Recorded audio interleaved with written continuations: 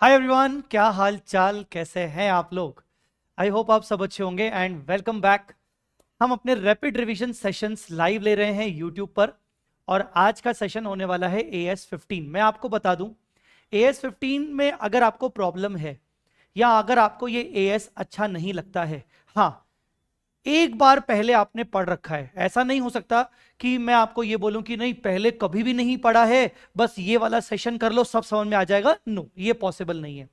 अगर AS15 आपने पहले कभी पढ़ के रखा है और कंप्लीटली भूल चुके हो, हाँ पूरा भूल चुके हो, तो भी ये पर्टिकुलर सेशन आपके लिए रेलेवेंट होने वाला है। बिकॉज इस सेशन में मैं AS15 को, एम्प्लॉय बेनिफिट्स को बहुत ही सिंप्लीफाइड तरीके से कवर करूंगा।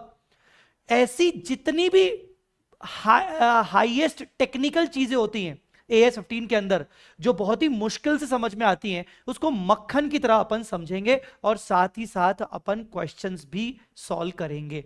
ठीक है, तो इस पूरे सेशन में मैं AS15 को अच्छे से अनलॉक करूंगा ताकि आपको कुछ और करने की जरूरत ना पड़े।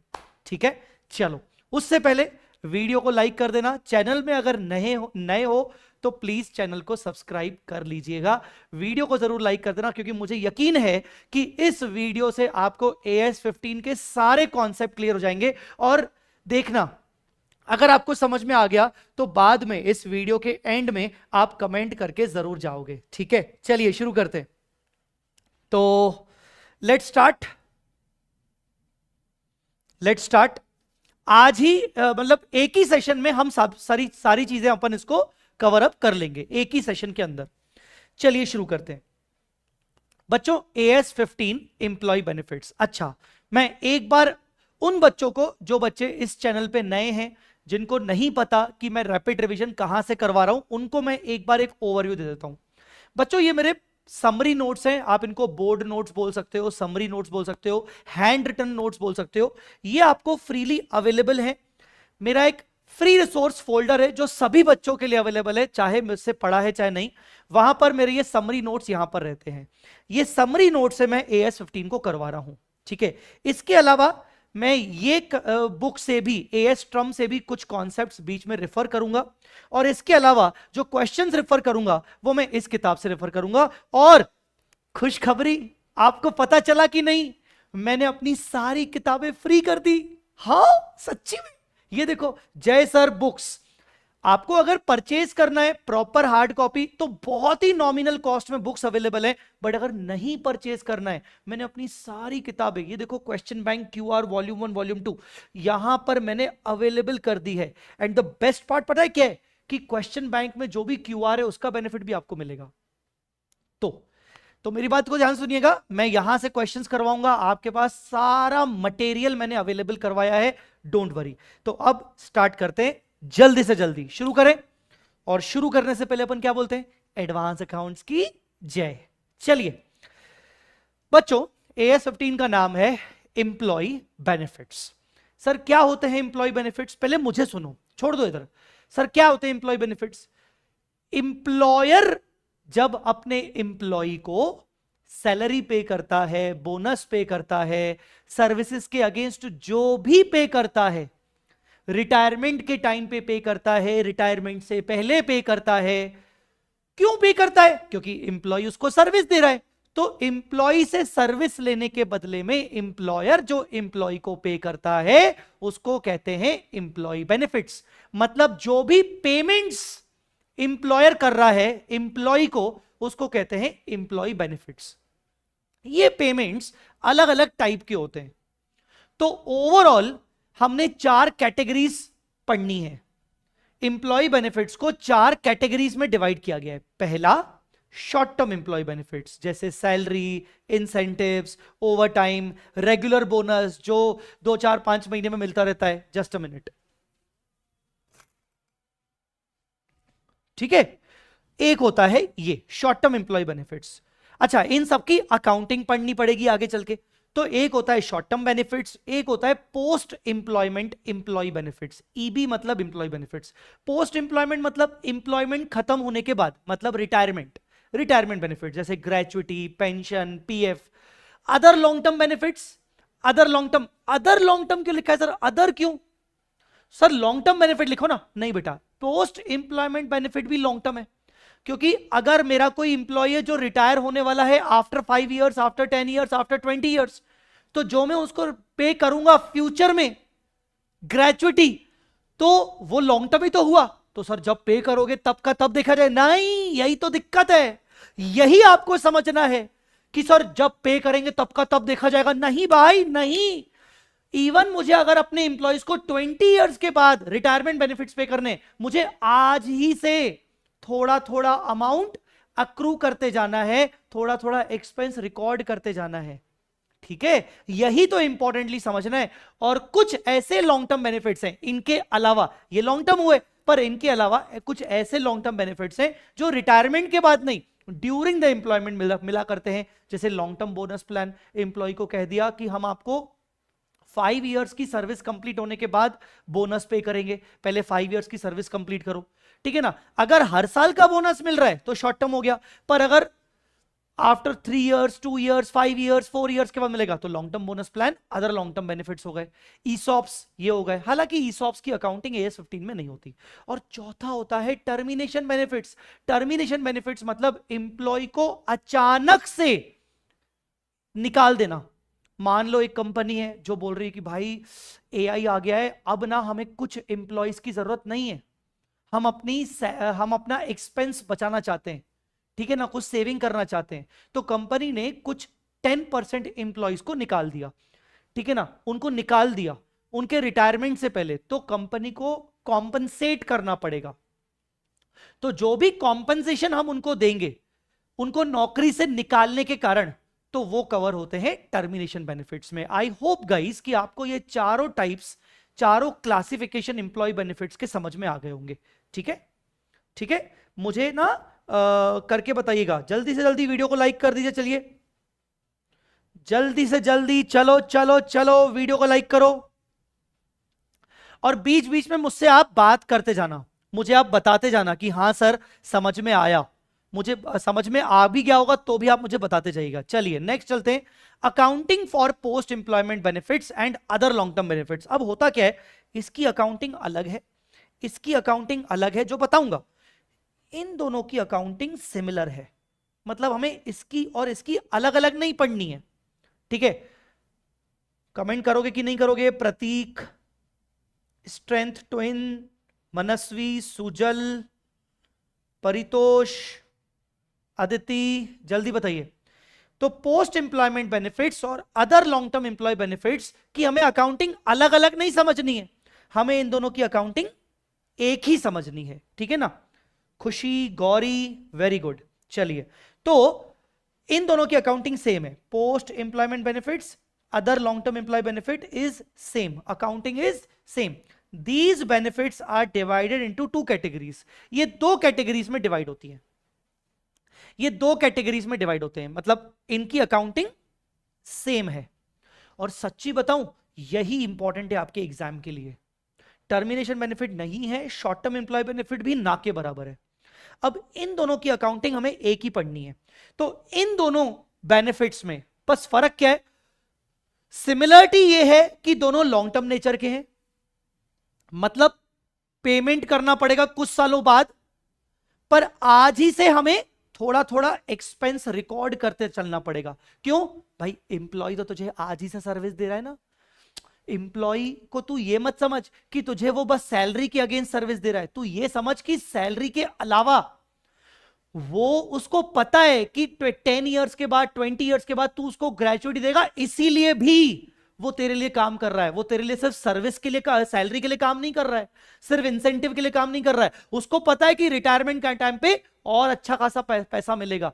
तो तू ये समझ कि जो तुझे एम्प्लॉय आज सर्विस देता जा रहा है, उसके अगेंस्ट तू उसको सैलरी तो पे कर रहा है, पर तू उसको थोड़ा सा पैसा बाद में पे करेगा इन the form of these things और दीज थिंग्स। तो सर्विस तुझे आज मिल गई तो कुछ एक्सपेंस भी एक्रू हो गया, तो वो एक्सपेंस मुझे आज रिकॉर्ड कर लेना चाहिए, इसीलिए मैं अकाउंटिंग आज से ही करूंगा।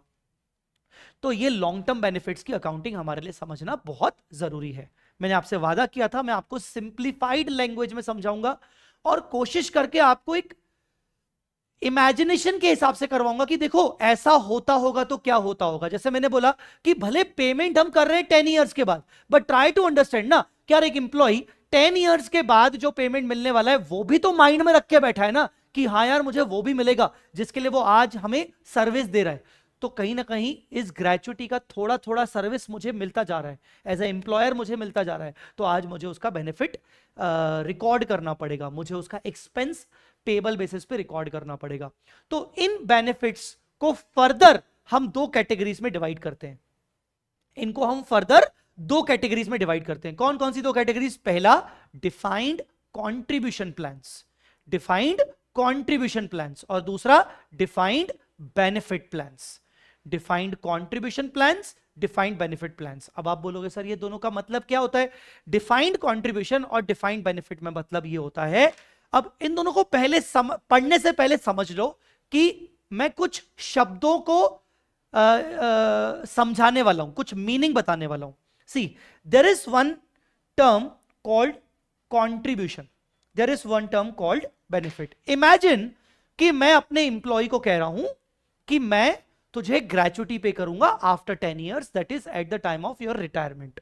उसमें अभी 10 साल बाकी हैं, मैं तुझे ग्रेचुइटी पे करूंगा, और मैं तुझे ग्रेचुइटी पे करूंगा लेटस से 10 लाख रुपीस। कितना? 10 लाख रुपीस। तो बच्चों जो मैंने ये 10 लाख रुपीस बोला कि ग्रेचुइटी पे करूंगा, इसको बोलते हैं बेनिफिट।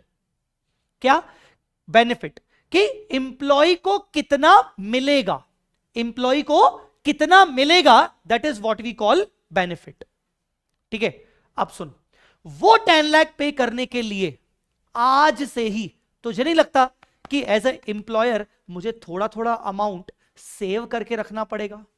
और एम्प्लॉय एक तो है नहीं, कंपनीज लाइक लिस्टेड कंपनीज, बड़ी बड़ी कंपनीज, टाटा, एयरटेल, ये बड़ी बड़ी कंपनीज के इतने सारे एम्प्लॉयज होंगे, तो आज से ही कंपनी चाहेगी कि थोड़ा थोड़ा पैसा सेव करते रखो, सेव करके रखो, या कहीं पैसा इन्वेस्ट करके रखो, ताकि जब जब जो एम्प्लॉय रिटायर होगा और रिटायरमेंट के टाइम पे हमें उसको कुछ पे करना होगा, तो हम इन्वेस्टमेंट से पैसा निकाल के उसको पे कर देंगे, हमारे ऊपर बर्डन नहीं आना चाहिए।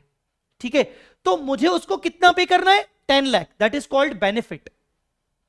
और ये बेनिफिट पे करने के लिए मुझे आज से ही कितना कितना पैसा हर साल सेव करना है, इन्वेस्ट करके चलना है, that is called contribution, that is called contribution. ये दो वर्ड समझ में आए तो please hit the like button अगर अभी तक नहीं किया है, या फिर कमेंट में मुझे बताइए आपको समझ में आया कि नहीं। नाउ नाउ मेरी बात को ध्यान से सुनिएगा। अब ध्यान से सुनिएगा मेरी बात। ये टाइप ऑफ बेनिफिट्स क्या हैं बेसिकली, ये दो कैटेगरीज क्या हैं बेसिकली, कैटेगरीज को समझना। मैंने बोला कि मैं तुझे 10 लाख रुपीस का ग्रेचुइटी दूंगा, मैंने क्या डिफाइन कर लिया? मैंने तेरे लिए बेनिफिट डिफाइन कर लिया कि देख भाई रिटायरमेंट के टाइम पे तेरे को 10 लाख रुपीस मिल जाएगा। आई डिफाइंड द बेनिफिट, मैंने बेनिफिट तेरे लिए फिक्स कर लिया। दूसरा एग्जांपल, मैं तुझे ग्रेचुइटी दूंगा 10 लाख नहीं, तेरी सैलरी का 50%। यह भी डिफाइंड है, यह भी फिक्स है कि हां जो भी सैलरी होगी उसका 50% ग्रेचुइटी मिलेगा। ठीक है ना? ऐसी स्कीम जहां मैं अल्टीमेट मिलने वाले बेनिफिट को पहले से ही डिफाइन करके चल रहा हूं कि इतना दूंगा, इतना तेरे को मिलेगा, ऐसे प्लान्स कवर होते हैं डिफाइंड बेनिफिट स्कीम के अंदर या डिफाइंड बेनिफिट प्लान्स के अंदर।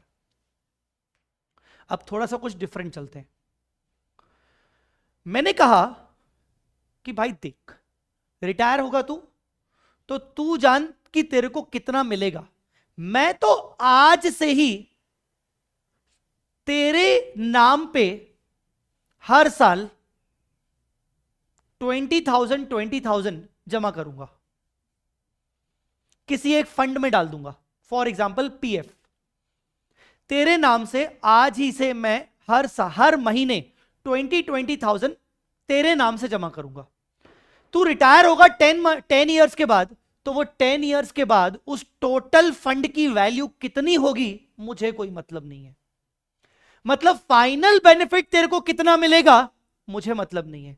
मुझे इतने से मतलब है कि मुझे हर महीने कितना पे करना है तेरे नाम पे। अगर ऐसी कोई स्कीम है तो उसको कहते हैं डिफाइंड कंट्रीब्यूशन प्लान, जहां पर मैं अपनी जेब से कितना कंट्रीब्यूट करूंगा तेरे लिए उसको मैंने डिफाइन कर लिया। डिफाइन मतलब उसको मैंने फिक्स कर दिया कि भाई मैं इतना पे करूंगा और यहां बेनिफिट में तुझे इतना मिलेगा। समझ में आ रहा है? मैं इतना पे करूंगा, तुझे लास्ट में इतना मिलेगा।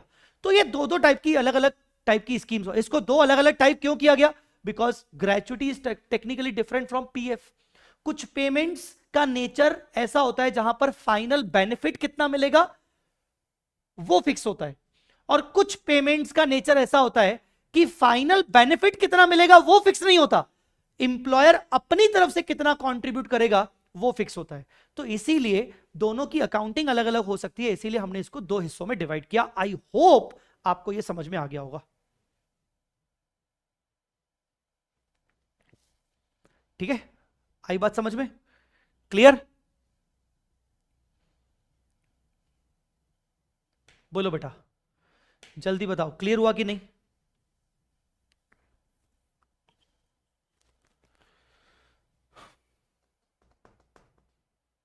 Done.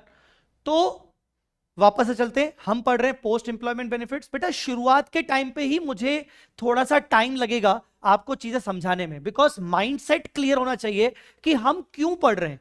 The problem with this standard is कि बच्चों को ये बिना बताए कि हम ये क्यों पढ़ रहे हैं, बस बताया जाता है कि ऐसे ऐसे कैलकुलेट कर लो, ये ऐसे कैलकुलेट होगा, ये ऐसे। अरे क्यों कैलकुलेट कर रहे हैं, क्यों पढ़ रहे हैं, हो क्या रहा है, उसके बारे में नहीं पता चलता, तो इसलिए उनको मजा नहीं आता है। आई होप आपको समझ में आ गया होगा। तो हम पढ़ रहे हैं इन दोनों बेनिफिट्स के बारे में।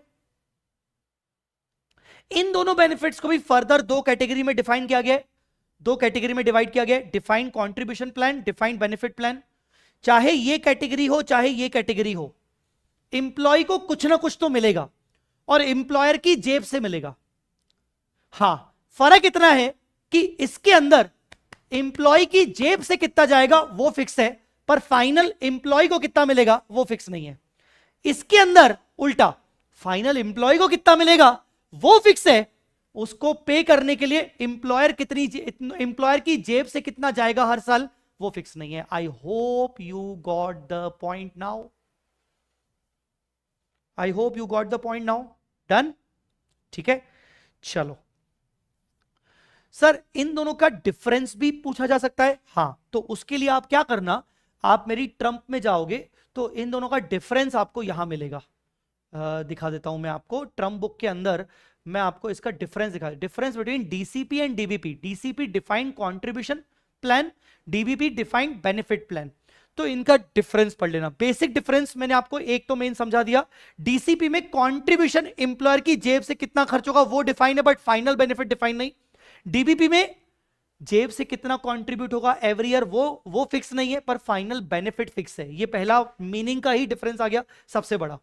एक्चुअल रिस्क या एक्चुअल एंड इन्वेस्टमेंट रिस्क, यहां पर रिस्क पूरा पूरा इंप्लॉय का है कि फाइनल बेनिफिट कम ज्यादा मुझे नहीं मतलब। सोचो पीएफ, डीसीपी मतलब पीएफ बेटा, डीसीपी आए मतलब पीएफ, समझ जाना क्या होता है पीएफ में।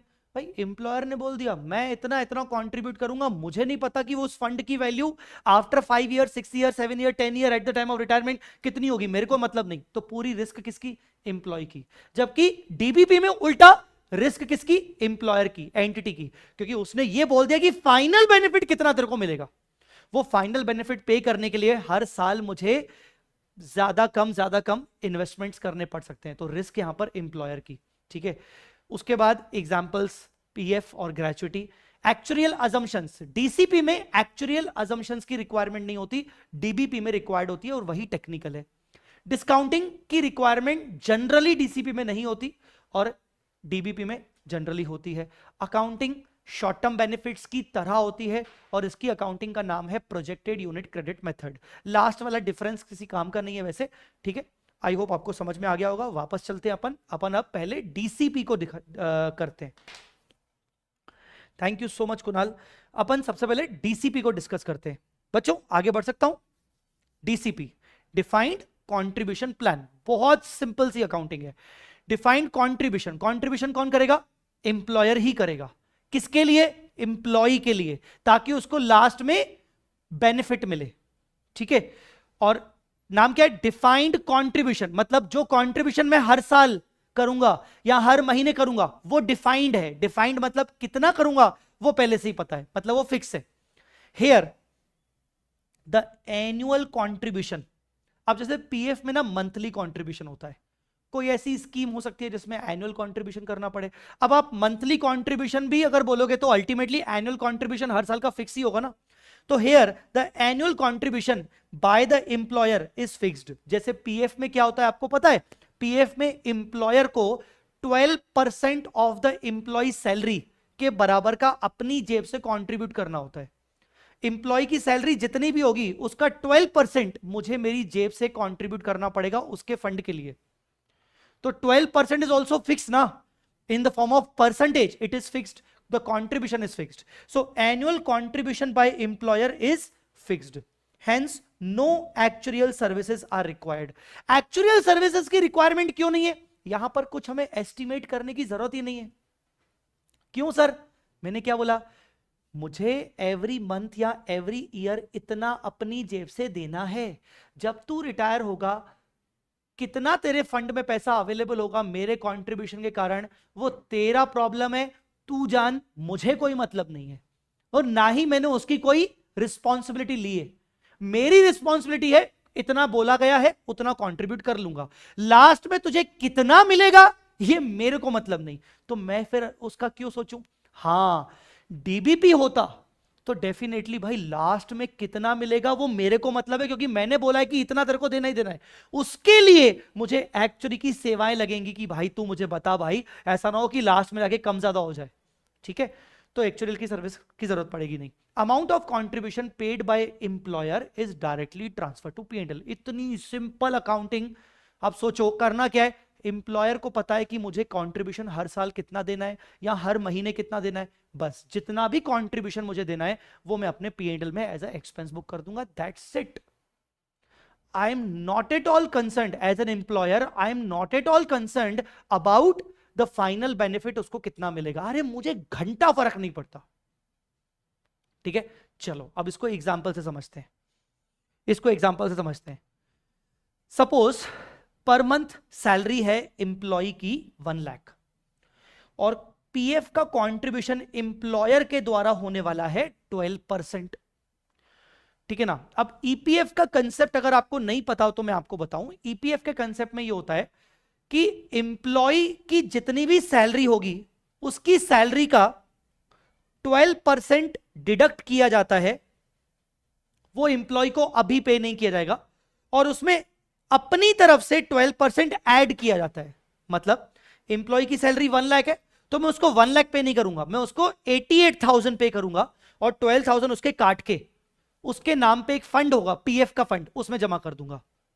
तो सर ये तो था उसी का, आपने क्या कंट्रीब्यूट किया? मुझे अपनी तरफ से भी कंट्रीब्यूट करना पड़ेगा। मतलब जितना मैं उसका डिडक्ट कर रहा हूं, काट रहा हूं 12%, उतना ही मुझे अपनी जेब से भी मिलाना है। आई मेरी बात समझ में? मतलब 12% काट रहा हूं तो 12% मैं अपनी जेब से मिलाऊंगा, कुल मिला के 24% मुझे पे करना है फंड में। तो सैलरी अकाउंट डेबिट 1 लाख, क्योंकि इंप्लॉय की सैलरी 1 लाख है, मैंने काटा 12%, किस नाम से? पीएफ के नाम से। इंप्लॉय का शेयर है, मैंने काट दिया, और बाकी का बैंक से मैंने उसको पे कर दिया। जो मैंने काटा वो मेरी एक तरीके से लायबिलिटी की, मुझे उसके फंड में जमा करना है। Eight the same time same amount मुझे अपनी जेब से भी भरना है 12,000। तो सेम अमाउंट जो मुझे अपनी जेब से भरना है that is called employer contribution. जो मैंने उसकी सैलरी से काटा वो था एम्प्लॉय कॉन्ट्रीब्यूशन, जो मुझे अपनी जेब से भरना है that is called employer contribution. तो मैंने अपनी जेब से भरा, PF expense account debit 12,000, PF expense account debit 12,000 to PF employer का कंट्रीब्यूशन। अब देखो ये उसकी सैलरी में से मैंने 12,000 डिडक्ट किए, और जो 12,000 मुझे अपनी जेब से भरने वो मैंने एक एक्सपेंस बुक किया, और एट द सेम टाइम मैंने लायबिलिटी बना ली। जैसे salary account debit to salary outstanding, वैसे PF expense account debit to PF expense outstanding. अब क्या हो गया? ये 12,000 जो एम्प्लॉय की सैलरी से काटा, और ये 12,000 जो मैंने अपने मिलाए, कुल मिला के 24,000 मैं पे कर दूंगा एक फंड के अंदर। वो फंड उस एम्प्लॉय के नाम पर है, जब वो रिटायर होगा तो उसको पैसे मिल जाएंगे। कितने मिलेंगे मेरे को मतलब नहीं। मेरे को क्या मतलब था, इस 12,000 से जो मैंने अपनी जेब से कंट्रीब्यूट किए, मुझे तो 1 लाख वैसे भी एम्प्लॉय को देने थे। अब वो मैंने क्या किया, उसमें से 88,000 एम्प्लॉय को दे दिया और 12,000 उसके नाम के फंड में जमा कर दिया। अल्टीमेटली मैंने 1 लाख ही एम्प्लॉय को दिया, पर अलग से मैंने 12,000 एक और अमाउंट एम्प्लॉय के नाम पे जमा कर दिए। तो मेरा सैलरी का खर्चा is a short term employ benefit, और मेरा 12,000 एक्स्ट्रा खर्चा is a post employment benefit. ये आपका डीसीपी में कवर होता है, जो कि आपके पीएनएल में गया। I hope you got this point. बस डीसीपी इतना ही था, इसमें और कुछ भी नहीं। सो गाइस, ये था तुम्हारा डीसीपी। अगर समझ में आया तो प्लीज टेल मी हां या ना। अब क्योंकि अपन चलने वाले हैं इस पर्टिकुलर इंडेस के सबसे इंपॉर्टेंट पार्ट पे, which is called accounting for DBP. DBP मतलब डिफाइंड बेनिफिट प्लान। शुरू करूं? सारे बच्चे कमेंट करेंगे प्लीज, आप सबसे रिक्वेस्ट है। और उन बच्चों से भी रिक्वेस्ट है जो बच्चे ये वीडियो बाद में देख रहे हैं, लाइव नहीं देख रहे हैं, अपने कन्वीनियंस के हिसाब से देख रहे हैं। भाइयों बहनों, अगर आपको लगता है कि आपको वीडियो से हेल्प हो रही है, बस एक रिक्वेस्ट मेरी रहेगी, कमेंट सेक्शन में अपना फीडबैक जरूर देके जाइएगा। आप मेरे 4 वीडियोस देख रहे हो, चारों के कमेंट सेक्शन में। ऐसा नहीं सर हमने उस वाले वीडियो में दे दिया था फीडबैक तो इसमें क्यों दे। भाई आपसे जो मांग रहा हूं वो बहुत ही बेसिक सी चीज मांग रहा हूं, प्लीज। तुम्हें क्या लगता है सिर्फ मोटिवेशन की जरूरत तुम्हें होती है? हाँ, हमें नहीं होती मोटिवेशन की जरूरत, हमें बड़ी ज्यादा होती है भाई। तुम लोग जितना मोटिवेट करोगे मैं उतना बेस्ट देने की कोशिश करूंगा। सो प्लीज मोटिवेशन में कोई कमी नहीं रहनी चाहिए। अब बात कर रहे हैं accounting for DBP, defined benefit plans. Accounting for DBP, defined benefit plans. तो डिफाइंड बेनिफिट प्लान्स, वापस डिफाइंड बेनिफिट, उस एम्प्लॉय को रिटायरमेंट के टाइम पर या long term after 5 years, after 6 years कितना अमाउंट मिलेगा, आज वो अमाउंट मैं डिफाइन करके बैठा हूं। आइदर एब्सोल्यूट टर्म्स में, जैसे कि 10 लाख मिलेगा, 12 लाख मिलेगा, 15 लाख मिलेगा, या तो फिर परसेंटेज टर्म्स में कि मैं तुझे आफ्टर 5 इयर्स, आफ्टर 10 इयर्स तेरी सैलरी का इतना परसेंटेज दूंगा, तेरी सैलरी का इतना परसेंटेज दूंगा। समझा क्या? चलो, तो वो हो गया डिफाइन। अब वो पैसा देने के लिए आफ्टर 5 इयर्स, आफ्टर 10 इयर्स, वो अमाउंट पे करने के लिए आज से ही मुझे थोड़ा थोड़ा पैसा सेव करके रखना पड़ेगा, अपनी जेब से पैसा निकाल के इन्वेस्ट करना पड़ेगा। That is called contribution. तो बेनिफिट क्योंकि डिफाइंड है, उसके लिए हर साल जो जो मैं कंट्रीब्यूट करूंगा वो फिक्स नहीं हो सकता। तो मुझे एक बात बता, बहुत ही सिंपल लैंग्वेज पूछ, सिंपल क्वेश्चन पूछ रहा हूं। सीए स्टूडेंट है, डेफिनेटली तू इसका आंसर मुझे कर लेगा। टेल मी, अगर तू चाहता है कि आफ्टर 10 इयर्स तेरे पास,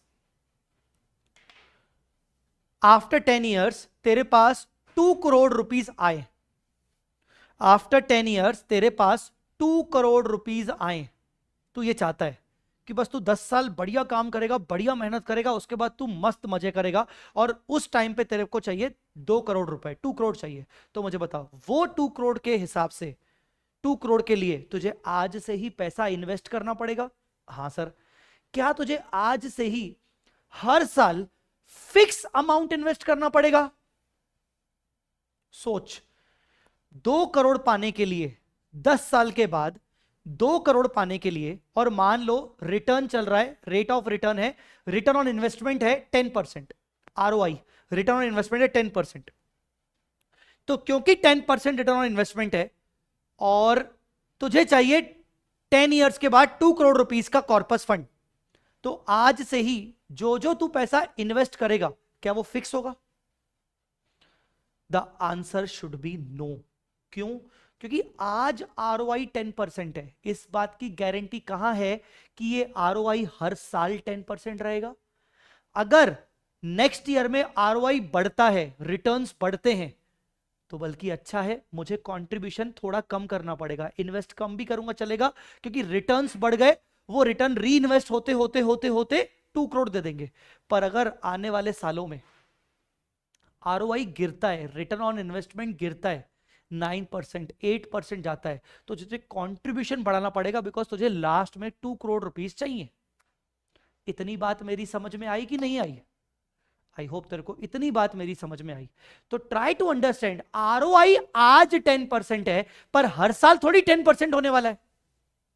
तो तुझे हर साल कंट्रीब्यूशन कितना करना पड़ेगा? Not fixed, fluctuating.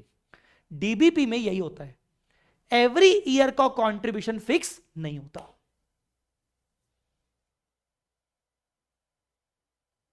ठीक है, बताइए ये कॉन्सेप्ट समझ में आया? तो यहां पर डिफाइंड का मतलब क्या है? फिक्स। क्या डिफाइंड है? डिफाइंड बेनिफिट डिफाइंड है, लास्ट में कितना बेनिफिट मिलेगा। Benefit means final amount payable to the employ, कितना मुझे एम्प्लॉय को देना पड़ेगा। एम्प्लॉय की जेब में जो जाएगा, फाइनल जेब में कितना जाएगा, वो डिफाइन है। अब बता, वो जो फाइनल अमाउंट जेब में जाएगा, मतलब आफ्टर 10 इयर्स 2 करोड़ रुपीस जाएगा, वो जेब में पहुंचाने के लिए मुझे आज से ही एवरी ईयर का contribution by the employer may not be fixed. हर साल का कंट्रीब्यूशन तो फिक्स हो ही नहीं सकता ना, बिकॉज आरओआई हर साल सेम हो ही नहीं सकता मेरे भाई। ठीक है, एम्प्लॉयर की जेब से कितना एवरी ईयर जाएगा, दैट इज कॉल्ड कंट्रीब्यूशन, और वो डिफाइंड, वो फिक्स नहीं हो सकता। ठीक है guys, I hope you got the point. ठीक है सर, डीबीपी के अंदर बहुत सिचुएशन, बहुत सारी चीजें एस्टिमेट करनी पड़ती हैं कि भाई जो मैंने बोला है उसको कि आफ्टर 10 इयर्स तुझे मैं इतना पे करूंगा, for example 10% of your salary, 50% of your salary, तो वो कितना होगा, क्योंकि 10 इयर्स के बाद उसकी सैलरी भी तो हाई होगी, है ना, इन्फ्लेशन भी तो होता है, तो वो कितना होगा। फिर उसके हिसाब से मुझे करंटली आरओआई चल रहा है 10%, पर आरओआई हर साल थोड़ी 10% होगा, अप एंड डाउन होगा, तो उसके हिसाब से मुझे कंट्रीब्यूट कितना करना पड़ेगा। तो ये सब का कैलकुलेशन करने के लिए we are not the right person, इन सब के लिए चाहिए रहता है एक्चुअरी। एक्चुअरी का काम है हेल्प करना कि हां तुमने जो एम्प्लॉय को ये पे करने का वादा किया है, इसके हिसाब से तुम्हें हर साल कितना कंट्रीब्यूट करना चाहिए, उस पे तुम्हें हर साल कितना रिटर्न मिलेगा, और उसको कैसे अकाउंट फॉर करेंगे वो हमें एक्चुअली बताएगा। मतलब एक्चुअली का काम है हमें सारी एस्टिमेट्स देना।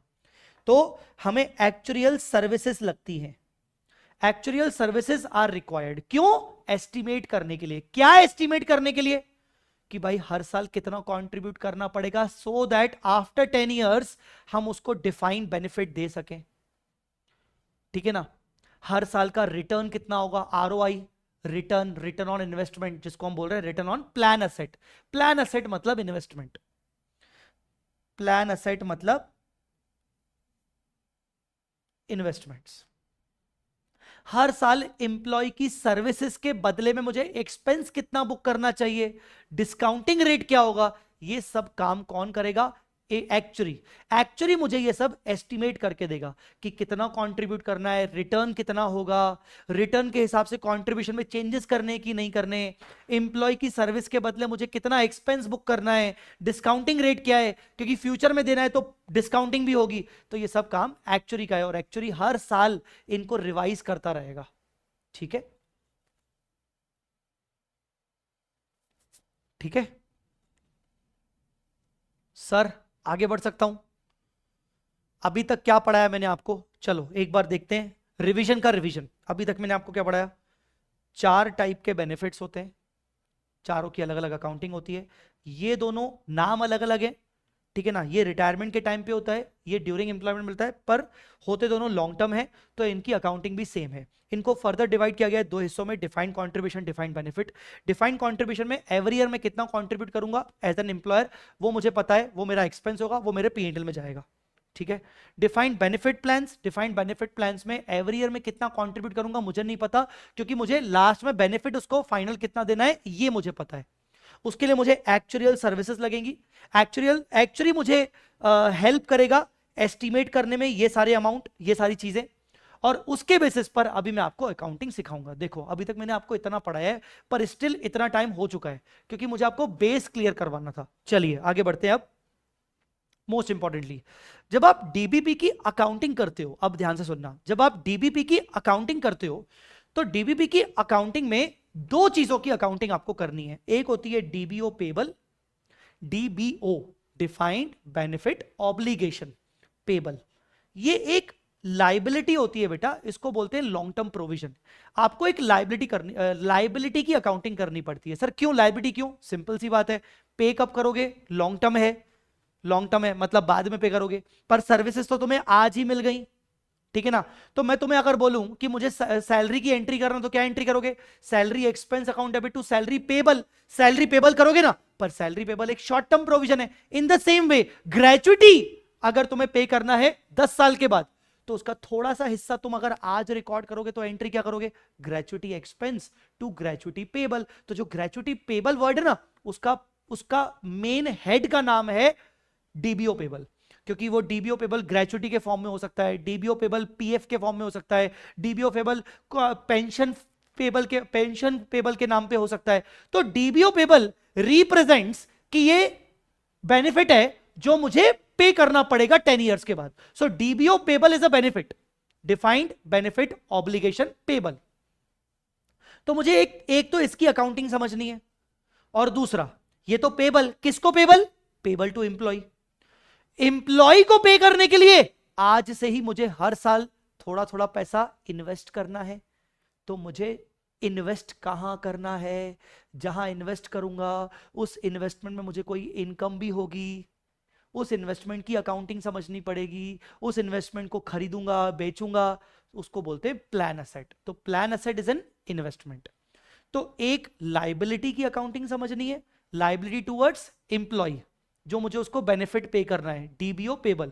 और एक इन्वेस्टमेंट की अकाउंटिंग समझनी है, मतलब प्लान एसेट, कि वो लायबिलिटी पे करने के लिए आज से ही जो मैं पैसा जमा करता जा रहा हूं, सेव करता जा रहा हूं, किसी फंड में डाल रहा हूं, किसी इन्वेस्टमेंट किसी पोर्टफोलियो बना रहा हूं, तो उस पोर्टफोलियो का नाम है plan asset. I hope you got the point. तो दो चीजों की अकाउंटिंग समझनी है, DBO payable and plan asset. एक है लायबिलिटी, एक है एसेट, दोनों कनेक्टेड है।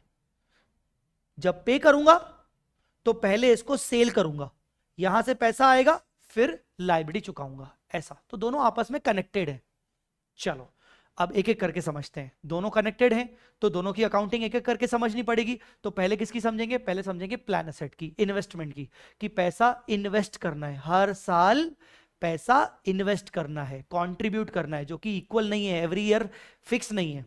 तो अब आइए मुझे प्लान एसेट की अकाउंटिंग। मैं क्या बोलूं बच्चों, अगर तुम इसको बिल्कुल एक नया कॉन्सेप्ट सोचकर पढ़ोगे ना तो तुम्हें टफ लगेगा। पर अगर तुम्हें यह सोच के अगर तुम पढ़ोगे कि जैसे तुम AS 13 में अकाउंटिंग फॉर इन्वेस्टमेंट करते हो, और वो AS 13 में इन्वेस्टमेंट करते हो, मैंने चलो छोड़ो, नॉर्मली एक इन्वेस्टमेंट अकाउंट बनाते हो, इन्वेस्टमेंट खरीदा तो डेबिट, बेचा तो क्रेडिट, प्रॉफिट हुआ, लॉस हुआ, बस। अगर तुमने ये सोच के इसको सुना ना तो तुम्हें बड़ा बड़ा इजी लगेगा। प्लान एसेट एक इन्वेस्टमेंट अकाउंट है। इन्वेस्टमेंट अकाउंट में क्या होगा? इन्वेस्टमेंट खरीदेंगे, इन्वेस्टमेंट बेचेंगे, इन्वेस्टमेंट के ऊपर इनकम होगी, और इन्वेस्टमेंट का क्लोजिंग बैलेंस, बस यही तो अकाउंटिंग करनी है, और क्या ही हो जाएगा भाई। तो चलो बस यही सिंपल सी बातें हैं। इन्वेस्टमेंट, सबसे पहले इन्वेस्टमेंट खरीदो, मतलब कंट्रीब्यूशन किया, मान लो पैसे डाले। आप में से बहुत सारे लोगों ने म्यूचुअल फंड का नाम सुना होगा। म्यूचुअल फंड के अंदर आपने वो नाम सुना है, SIP, सिस्टमेटिक इन्वेस्टमेंट प्लान। अरे कई बच्चों ने तो कर भी रखी होगी, हाँ सुनी होगी SIP, सिस्टमेटिक इन्वेस्टमेंट प्लान। क्या होता है?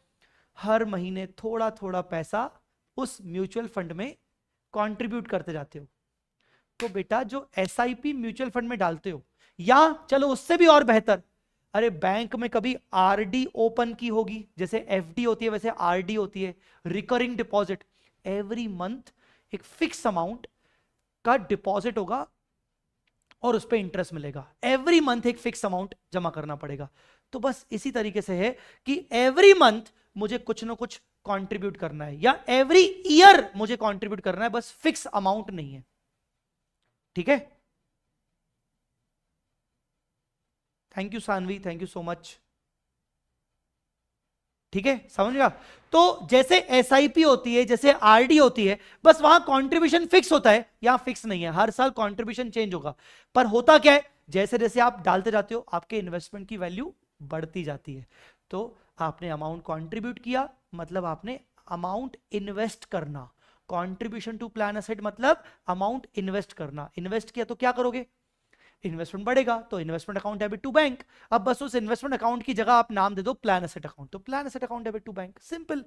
क्या बोला मैंने कि बेटा एक इन्वेस्टमेंट में क्या ही हो जाएगा, इन्वेस्टमेंट खरीदेंगे, इन्वेस्टमेंट बेचेंगे, इन्वेस्टमेंट के ऊपर इनकम होगी और उसका क्लोजिंग बैलेंस। बस बेटा यही तो होगा, और क्या ही होगा। तो इन्वेस्टमेंट खरीद दिया हर साल, तो हर साल यही एंट्री, अमाउंट अलग अलग हो सकता है। बोलो अभी क्या नहीं समझा गया तुम्हें, बोलो। दूसरा, withdrawal from plan asset for paying the benefits. Sir ये क्या है, अरे नाम फालतू है, सेल करना। भाई मैंने क्या बोला, मुझे अगर पे करना है तो पहले मैं क्या करूंगा, इसको बेचूंगा ना। अच्छा मुझे बताओ, अब मैं आपको ना अपनी शादी का किस्सा बताता हूं। मैं 2011 में सीए बन चुका था, और जब मैं सीए बना था तो मैंने 2011 से ही म्यूचुअल फंड में पैसा इन्वेस्ट करना शुरू किया।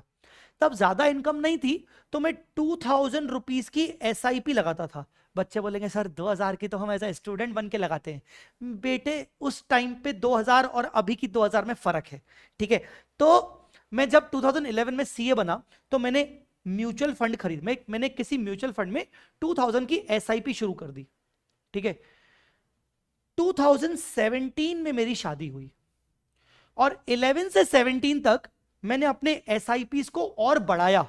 आगे चल के ये एसआईपी 3000 की भी की मैंने, फिर मैं इसको अप टू 5000 तक भी लेके गया। जैसे जैसे मेरी इनकम बढ़ती गई है ना, तो मैं इसको बढ़ाता गया। तो जब मेरे को 2017 आया ना, पैसों की जरूरत पड़ी, तो बाकी सेविंग तो थी मेरे पास, पर म्यूचुअल फंड भी थे। तो मैंने क्या किया, मैंने देखा यार म्यूचुअल फंड में अच्छा खासा पैसा जमा हो गया है। तब तक म्यूचुअल फंड में शायद कुछ 2 लाख रुपए की वैल्यू हो चुकी थी, रिटर्न विटर्न मिला के, मतलब इन्वेस्टमेंट मिला के और उसके ऊपर रिटर्न ऑफ इनकम मिला के उसकी वैल्यू 2 लाख हो चुकी थी। मुझे पूरा 2 लाख रुपए नहीं सेल करना था। मुझे जरूरत थी कि अरे यार शादी वादी तो कर लूंगा, हनीमून पे कौन जाएगा, हनीमून पे तो जाना पड़ेगा ना। हनीमून पे जाने के लिए है ना, बीवी को बाहर लेके जाने के लिए पैसा खर्च करना था, और तब मेरा बजट था 1 लाख रुपए का। तो मैंने क्या किया, मैंने 2 लाख रुपए के म्यूचुअल फंड में से 1 लाख रुपए विड्रॉ कर लिए। तो बेटा क्या किया मैंने, म्यूचुअल फंड में से मैंने जब 1 लाख रुपए विड्रॉ किया, तो इसको क्या बोलोगे, सेल। पर क्या तूने पूरा सेल किया, नहीं। तो बस ये क्या है, withdrawal from plan asset for paying benefits. मैंने म्यूचुअल फंड से पैसे निकाले ताकि मैं खर्च कर सकूं। यहां पर मुझे खर्च किसके ऊपर करना है, इंप्लॉय के ऊपर। तो मुझे क्या करना पड़ेगा, असेट से पैसा निकालना पड़ेगा। सिंपल। सिंपल। आया समझ में कि नहीं, बोलो क्लियर है कि नहीं। एक बच्चा नालायक पूछा सर अभी कितने की एसआईपी करते हो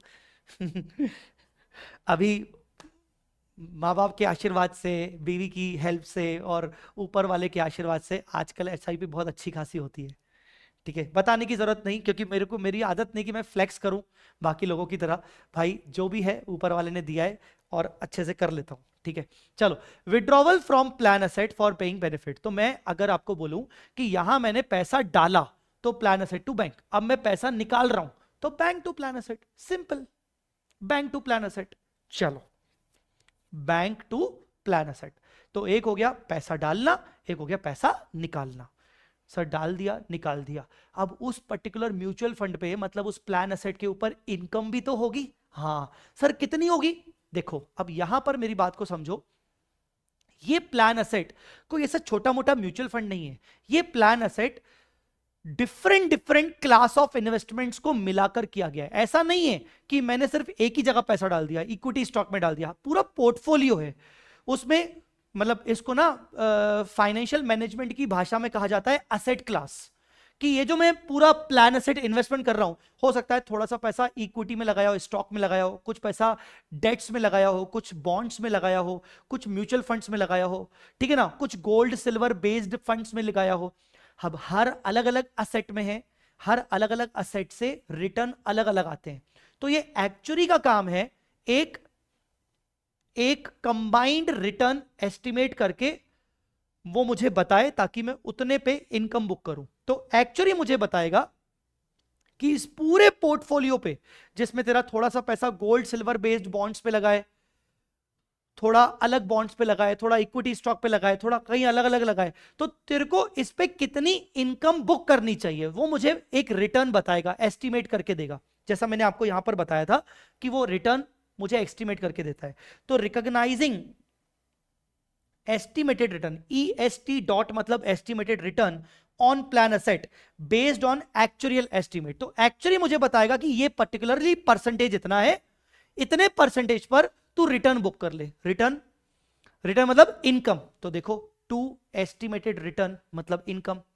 डेबिट, ये इनकम मुझे बैंक में नहीं मिलेगी, ये इनकम मेरी री इन्वेस्ट हो जाएगी। जैसे म्यूचुअल फंड में इनकम री इन्वेस्ट हो जाती है, एफडी के अंदर भी इंटरेस्ट री इन्वेस्ट करने का एक ऑप्शन होता है, तो वो री इन्वेस्ट हो जाएगी, तो अल्टीमेटली वो कंट्रीब्यूशन की तरह ट्रीट हो जाएगा, मतलब प्लान एसेट बढ़ जाएगा।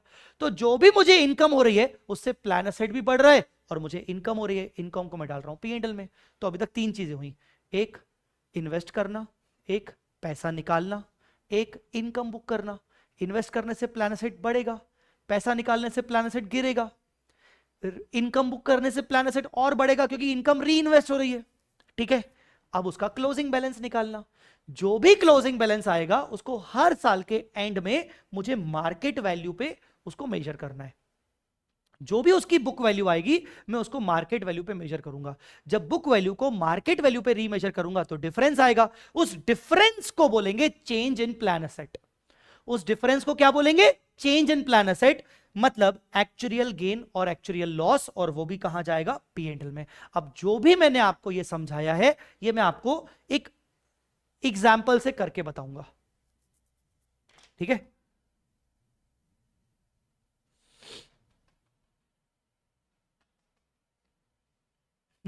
रेड 3 स्क्रिप्ट फ्रॉम जय सर। चलो चलो चलो चलो जल्दी तो शुरू करें। मैंने आपको जो समझाया आपको क्लियर हो गया? इन्वेस्ट करना, इन्वेस्टमेंट से पैसा निकालना, इनकम बुक करना जिससे इन्वेस्टमेंट की वैल्यू बढ़ेगी, क्लोजिंग बैलेंस जो बुक वैल्यू है उसको रीवैल्यू करना फेयर वैल्यू पे, तो डिफरेंसेस आएंगे, डिफरेंसेस को बोलते हैं एक्चुअल गेन और लॉस, और वो जाएगा P&L में। अब आप ध्यान से देखो, आपके P&L में दो चीजें जा रही हैं। एक तो ये रिटर्न जो एस्टिमेटेड रिटर्न है, जो एक्चुअली ने आपको एक कंबाइंड परसेंटेज दिया है, ठीक है ना, और एक दूसरा लास्ट में जो चेंजेस हुए बिकॉज आपने फेयर वैल्यू कर लिया उसको, तो वो जो चेंजेस हुए गेन और लॉस, एक्चुअल गेन और लॉस, वो भी P&L में जा रहा है। तो ये जो एस्टिमेटेड इनकम होती है और ये जो एक्चुअल गेन और लॉस होते हैं, दोनों P&L में जा रहे हैं। तो जब आप दोनों को आपस में जोड़ोगे, सपोज ये वाली इनकम और ये वाला गेन, लॉस नहीं हुआ मान लो, तो ये इनकम प्लस गेन, या ये इनकम ही होगा पक्का, माइनस लॉस, जब आप इनको कंबाइन करोगे तो ये बन जाएगा आपका एक्चुअल रिटर्न। तो एक्चुअल रिटर्न मतलब एस्टिमेटेड रिटर्न, मतलब ये वाला, प्लस एक्चुअल गेन या माइनस एक्चुअल लॉस, तो ये बन जाएगा एक्चुअल रिटर्न, जो कि आपके P&L में रिफ्लेक्ट होता है।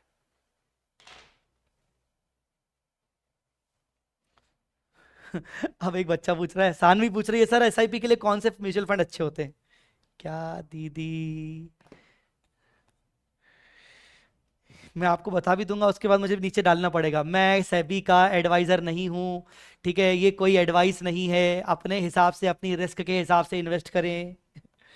चलो एनीवेज, चलो मैं एक छोटी सी बात बता देता हूं आपको आज।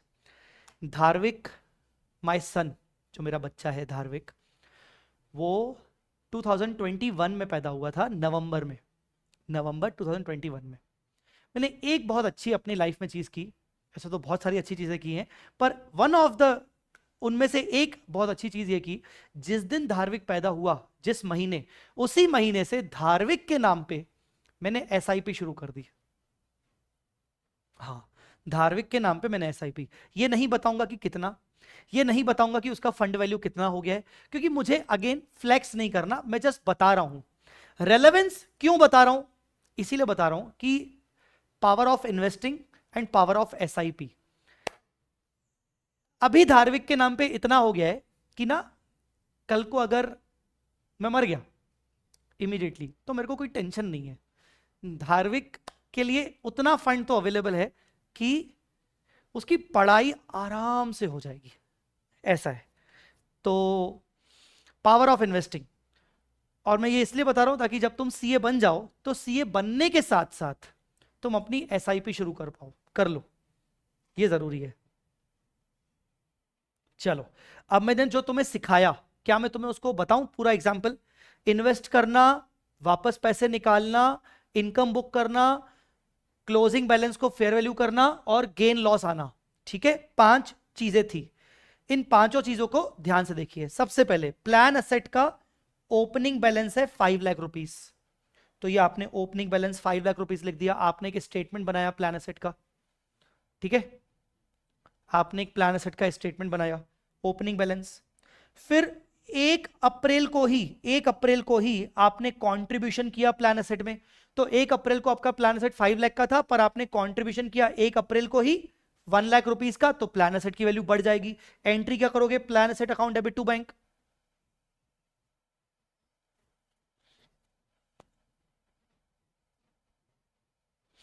ठीक है, डन। तो 5 lakh rupees, then 1 lakh rupees, ठीक है।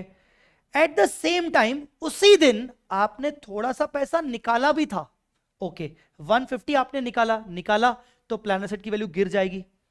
तो 1 अप्रैल को बैलेंस 1 अप्रैल को आपने पैसे निकाले, बेनिफिट्स पे करने के लिए, इंप्लॉय को लाइबिलिटी का पैसा देने के लिए आपने विड्रॉवल किया, तो एंट्री की bank account debit to plan asset 150। तो ये अमाउंट आप माइनस कर दोगे। हुआ क्या? 5 + 1 लाख माइनस 150, ये हो गया 450 बैलेंस। और ये बैलेंस किस दिन का है? स्टिल 1/4 का ही है। तो 1/4 पे ये नेट बैलेंस हो गया जो पूरे ईयर आउटस्टैंडिंग रहेगा, ठीक है। एक्चुअली के अकॉर्डिंग हमें इस पे एक्सपेक्टेड रिटर्न होना चाहिए 12%। एक्सपेक्टेड क्यों है? बिकॉज इस पूरे पोर्टफोलियो में कुछ पैसा स्टॉक्स में लगा होगा, कुछ पैसा बॉन्ड्स में लगा होगा, कुछ पैसा कहीं और लगा होगा। हर किसी के रिटर्न्स अलग अलग होते हैं, तो एक कॉमन रिटर्न के हिसाब से 12% पर हम रिटर्न बुक कर रहे हैं, इनकम बुक कर रहे हैं। तो 450 के ऊपर मैं लगाऊंगा। सर आप 450 के ऊपर ही क्यों निकाल रहे हो? बिकॉज बेटा 1 अप्रैल ये सारे चेंजेस 1 अप्रैल को हो चुके हैं। तो 12% रिटर्न किस पे निकलता है? जो पूरे ईयर में आउटस्टैंडिंग हो अमाउंट। तो amount outstanding is not 5 lakh, it is 450 का 12% दैट इज 54,000 एंट्री करूंगा, क्योंकि वो री इन्वेस्ट हो जाएगा, तो प्लान एसेट की वैल्यू बढ़ जाएगी और मेरी इनकम है, इनकम जाएगी P&L में। बुक वैल्यू आ गई 5,04,000। बुक वैल्यू को मैं फेयर वैल्यू करूंगा, बैलेंस शीट डेट पर फेयर वैल्यू हो गई 520, जबकि बुक वैल्यू था 5,04,000। तो मैंने जब फेयर वैल्यू किया तो वो आ गया एक्चुअल गेन 16,000, और ये फेयर वैल्यू पे आ गया 520, ये मेरे बैलेंस शीट में दिखेगा। अब मैंने P&L में क्या क्या डाला? एक तो 54,000 और एक 16,000। 54,000 एक्सपेक्टेड रिटर्न के नाम से, 16,000 एक्चुअल गेन के नाम से। दोनों को जब ऐड कर दूंगा, क्योंकि दोनों इनकम ही है, तो वो बन जाएगा एक्चुअल रिटर्न। एक्चुअल रिटर्न मेरे को प्लान एसेट से इस साल हुआ 70,000 का, जिसमें से मैं कह सकता हूं कि 54,000 एक तरीके से रियलाइज्ड है और 16,000 अभी भी मुझे रियलाइज हुआ नहीं है, पर मेरे फंड्स की वैल्यू बढ़ चुकी है। सिंपल। बोलो बेटा, आया समझ में कि नहीं?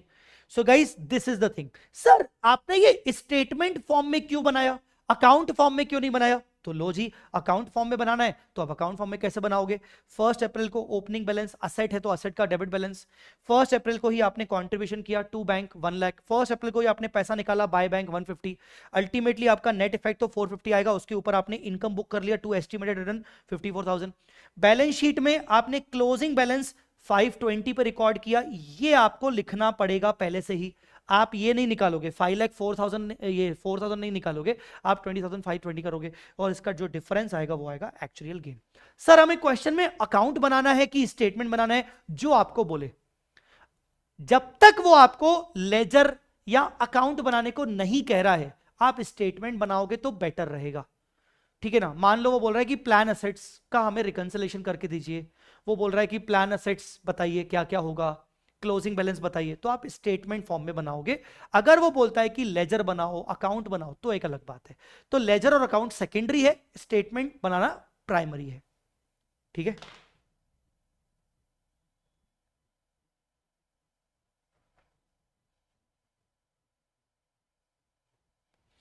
चलिए, तो ये था आपका पूरा plan asset. I hope guys आपको ये समझ में आ गया होगा कि किस तरीके से हमने चीजों को मैनेज किया। अब बस इसमें मुझे थोड़ी सी 2-3 बातें और करनी है, तो प्लान असेट खत्म हो जाएगा।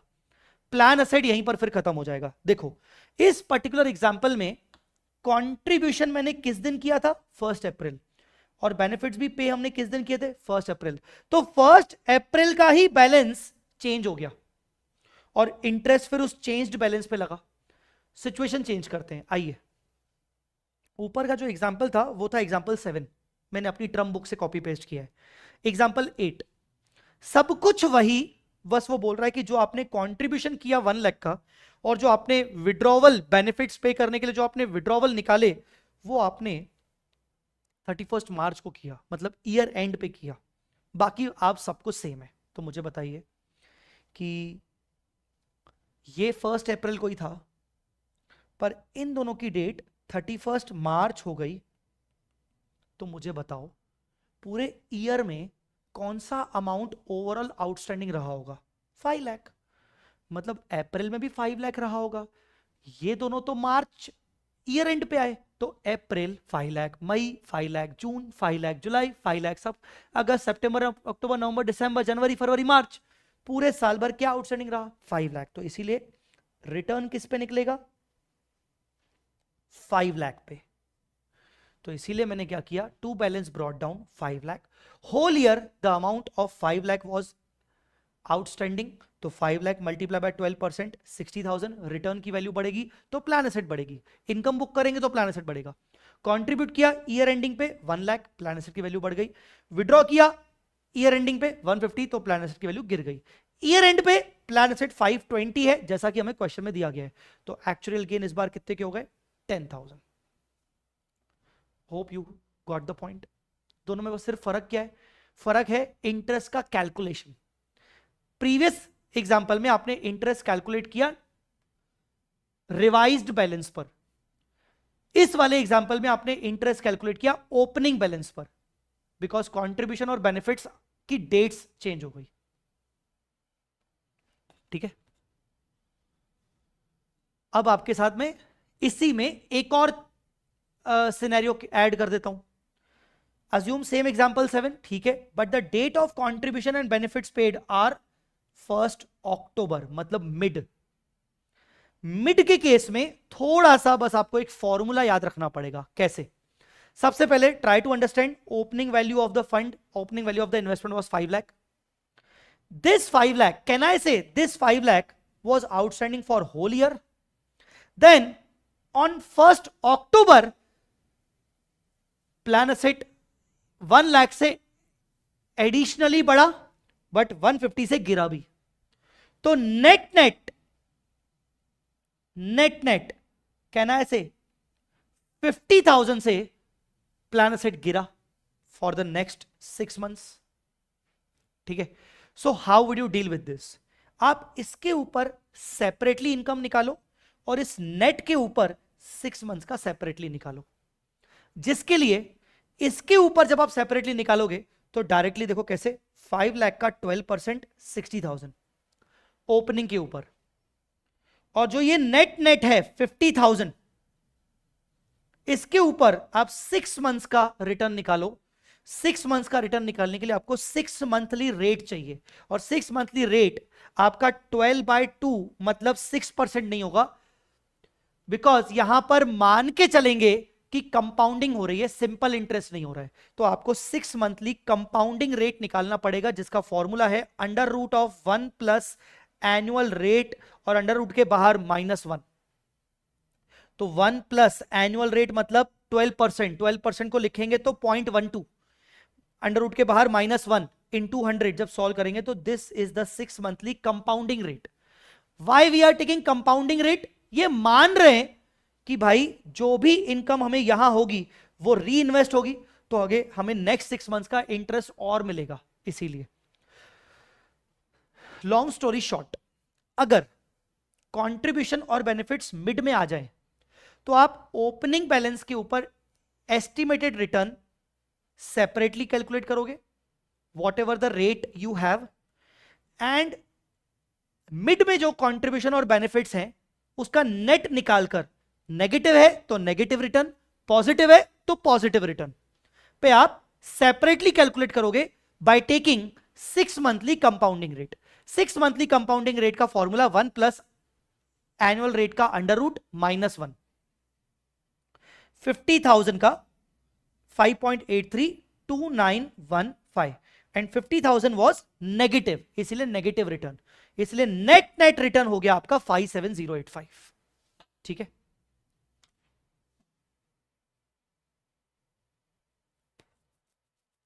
ठीक है sir, it's important to make appropriate format with pencil और much presentation don't matters for marks.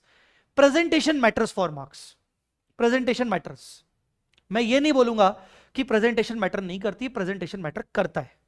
ठीक है, अब आई होप आपको ये समझ में आ गया। जिनको नहीं समझ में आया मैं रिपीट कर दूंगा, मुझे जल्दी चैट पे बता दीजिए। प्लान एसेट, सबसे पहले ओपनिंग 5 लाख, कंट्रीब्यूट किया 1 अक्टूबर को 1 लाख, 1 अक्टूबर को ही विड्रॉवल किया 150 का, और 31 मार्च को आपने ओवरऑल रिटर्न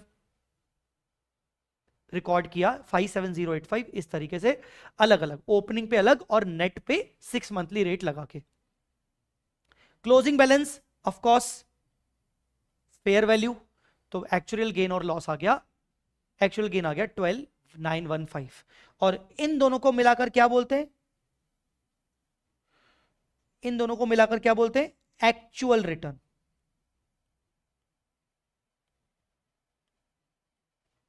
एक्चुअल रिटर्न, ठीक है। तो ये एक अनदर सिनेरियो हो गया। आई होप आपको समझ में आ गया। अब मैं आपको लास्ट यही सब चीजें एक क्वेश्चन के रूप में बताता हूं, और क्वेश्चन में आपको एक बिल्कुल ही अलग सिनेरियो दिखेगा जो सितंबर 24 एग्जाम में आया था। चलिए मैं आपके साथ सितंबर 24 एग्जाम वाला क्वेश्चन डिस्कस कर रहा हूं, तो आपको और एक क्लैरिटी आएगी। Pandora Limited has given the following details in respect of employee benefit pensions. Now look at the question properly. The fair value of the plan asset opening. This is the opening balance. Benefits paid out on 30 November. Now try to see 1st April के बाद जब 30 November आता है तो this is not a mid. Can you say ये mid है? नहीं, mid होता तो 30 September होता।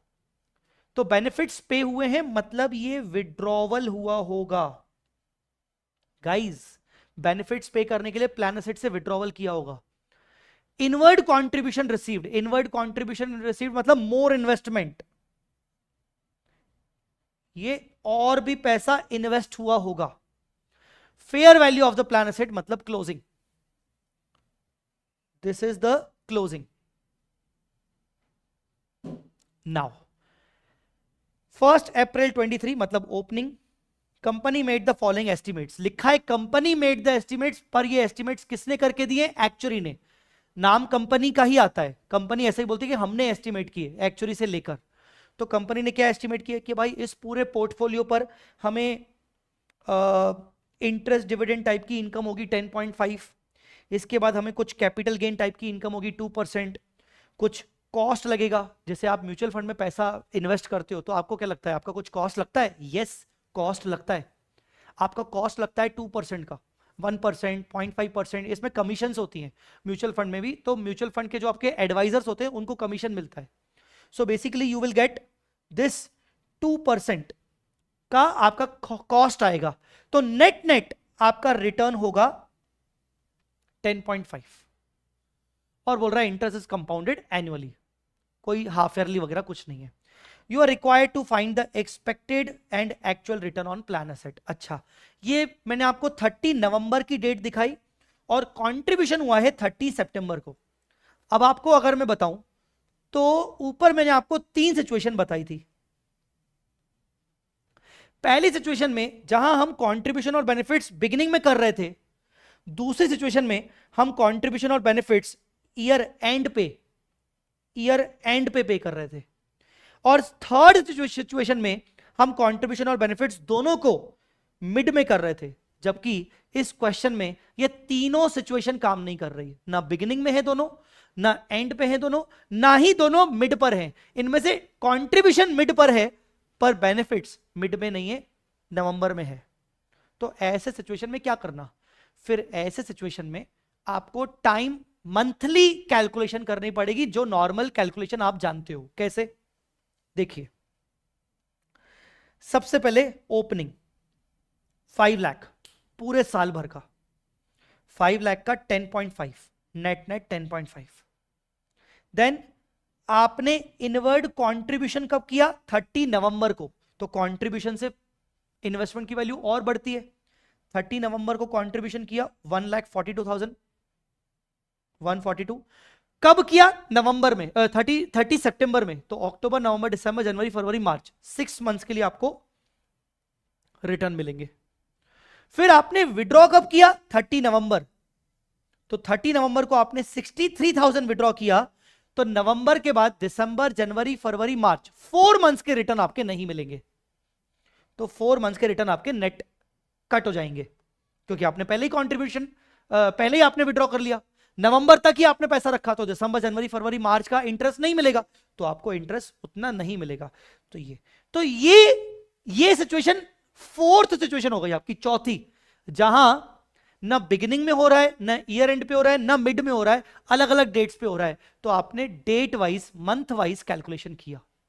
ठीक है, इसकी जगह पर अगर 27 सितंबर आता, 15 नवंबर आता, तो मैं मंथ वाइज भी नहीं, डेट वाइज कैलकुलेशन करता। डेट वाइज कैलकुलेशन करना ऑलवेज सही रहता है और एक्यूरेट रहता है। ये मेरा रिटर्न आ गया। अब बस मुझे क्या निकालना है? मुझे एक्सपेक्टेड और एक्चुअल रिटर्न निकालना है। ओपनिंग कितना है? 5 लाख। देखो, यहां पर इस क्वेश्चन में कहीं पे भी उन्होंने आपको अकाउंट बोला है? नहीं, वो बोल रहे हैं कि भाई एक्सपेक्टेड रिटर्न निकालिए, जो कि हमने निकाल लिया 57750। ये था हमारा एक्सपेक्टेड रिटर्न, और बोल रहा है एक्चुअल रिटर्न निकालिए। उसके लिए हमें प्लान एसेट का अकाउंट या स्टेटमेंट बनाना पड़ेगा। अकाउंट हम नहीं बनाएंगे जब तक बोल नहीं रहा, तब तक स्टेटमेंट। तो opening, contribution, withdrawal, expected return, ये वाला, और क्लोजिंग फेयर वैल्यू हो गई 750। तो एक्चुअल गेन और लॉस बीच का आ गया। एक्चुअल गेन और लॉस और एस्टिमेटेड रिटर्न को अगर टोटल करेंगे तो हमारा एक्चुअल रिटर्न आ जाएगा 171, जो निकालने को बोल रहा है। This is the final thing जो मैं आपको समझाना चाह रहा हूं। बताइए,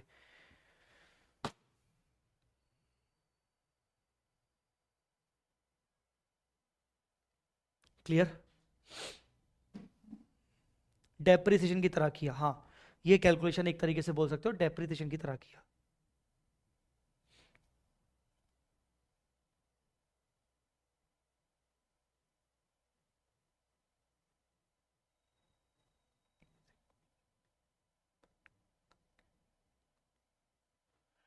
करना चाहिए सानवी। आप किसी भी फैकल्टी का, इंस्टीट्यूट का, या कहीं का भी अगर आप क्वेश्चन बुक या क्वेश्चन बैंक आप सॉल्व कर लेते हो, वो एक अलग चीज होती है। पर जब आप एक पर्टिकुलर एमटीपी या पेपर या किसी अटेम्प्ट का पास पेपर जब खुद से सॉल्व करते हो इकट्ठा एक सिटिंग में, तो एक अलग कॉन्फिडेंस मिलता है, उससे गलतियां भी समझ में आती है और उससे कॉन्फिडेंस भी बढ़ता है। तो डेफिनेटली क्वेश्चन बैंक अपनी तरफ से प्रैक्टिस अलग होती है करना, बट अलग से पेपर का एक बार प्रेजेंटेशन करके अच्छे से प्रैक्टिस करना हमेशा करना चाहिए। ठीक है, चलिए। तो सर, आपने जो ये इतने सारे सिनेरियोस बताए, सर उसको समराइज कर दो ना। बस देखो बेटा, समराइज कर देते हैं। How to calculate expected return on plan asset. Plan asset पे एक्सपेक्टेड रिटर्न कैसे निकलेंगे। अच्छा, ये जो हमने क्वेश्चन किया, ये मेरा कोई एग्जांपल नहीं है, ये सितंबर 24 एग्जाम का क्वेश्चन किया अपन ने अभी। अब expected return on plan asset के 4 सिचुएशंस देखी हमने। Contribution and withdrawal made at the beginning of the year, जब वो बिगिनिंग में हुआ तो आपने रिटर्न कैसे निकाला, opening plus contribution minus withdrawal, जो टोटल आया उस पर रिटर्न निकाला। Second situation, contribution and withdrawal at year end, year end था तो आपने ओपनिंग पर एस्टिमेटेड रिटर्न निकाल लिया। Mid mid mid mid mid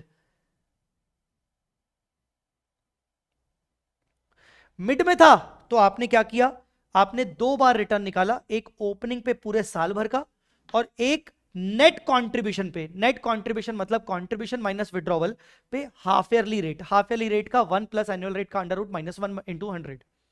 and the fourth situation is different dates, contribution another date, withdrawal another different date. तो ऐसे case में calculate estimated return on date wise, date wise आपने निकाला। That's it, ये आपकी summary बन गई। तो बेटा ये हो गया आपका plan asset. I hope you got the point. ठीक है,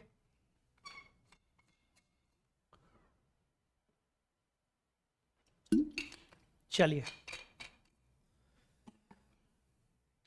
सर क्या पढ़ रहे थे अपन, AS 15 पढ़ रहे थे। 4 कैटेगरीज होती हैं जिसमें से अपन इन 2 कैटेगरीज को पढ़ रहे हैं। इन 2 कैटेगरीज को फर्दर डिफाइन किया गया है, defined contribution, defined benefit. Defined contribution में तो जो भी आप एनुअल कंट्रीब्यूशन कर रहे हो एज ए एम्प्लॉयर वो P&L में डालोगे। डिफाइंड बेनिफिट के अंदर आप पढ़ रहे हो कि भाई आपको 2 चीजों के बारे में पढ़ना था, एक प्लान एसेट के बारे में जो कि पढ़ लिया। अब प्लान एसेट हो गया कि हाँ कहाँ कंट्रीब्यूट कर रहे हैं, कितना रिटर्न मिल रहा है, खरीद रहे हैं, बेच रहे हैं, फेयर वैल्यू कर रहे हैं, एक्चुअल गेन लॉस वगैरह हो गया। अब एम्प्लॉय के लिए वो बेचारा जो ये सोच के बैठा है कि मालिक मुझे 10 साल बाद ग्रेचुइटी देंगे, मालिक से मुझे रिटायरमेंट के टाइम पे बहुत अच्छे खासे बेनिफिट मिलेंगे, मालिक ने बोला है कि 5 साल बाद मेरे को बोनस मिलेगा, उसी लिए तो बेचारा काम कर रहा है। और उसके लिए वो तुम्हें जो काम करके दे रहा है उसके बदले में तुम आज थोड़ा थोड़ा एक्सपेंस तो बुक करो, लायबिलिटी तो बनाओ। तो वो हम अभी पढ़ना शुरू करेंगे। तो ये है तुम्हारा ये डीबीओ पेबल। अब हम इन्वेस्टमेंट्स के बारे में नहीं सोच रहे, अब हम सोच रहे हैं कि वो इंप्लॉय जो हमें हर साल सर्विस दे रहा है, इस लालच में कि उसको लास्ट में ग्रेचुइटी मिलेगा, पेंशन मिलेगा, पीएफ मिलेगा, बोनस मिलेगा, जिसके लिए मुझे आज वो सर्विस दे रहा है, तो थोड़ा थोड़ा अमाउंट मुझे एक्रू करते जाना पड़ेगा। उसकी सर्विस के बदले में मुझे आज एक्सपेंस थोड़ा थोड़ा बुक करना पड़ेगा, और डेबिट में अगर एक्सपेंस बुक करूंगा तो क्रेडिट में लायबिलिटी बुक करनी पड़ेगी। ठीक है, अरे बोलो समझ में आया कि नहीं। एंड नालायकों, अभी तक तुमने वीडियो को अगर लाइक नहीं किया है तो गलत बात है। AS 15 आ जाएगा ना तो मार्क्स नहीं मिलेंगे, लाइक करने के बाद मार्क्स मिलेंगे। हाँ चलो, DBO defined benefit obligation payable मतलब gratuity payable, pension payable, long term bonus payable, तो इन सबका एक ही नाम DBO पेबल। समझा? क्लियर?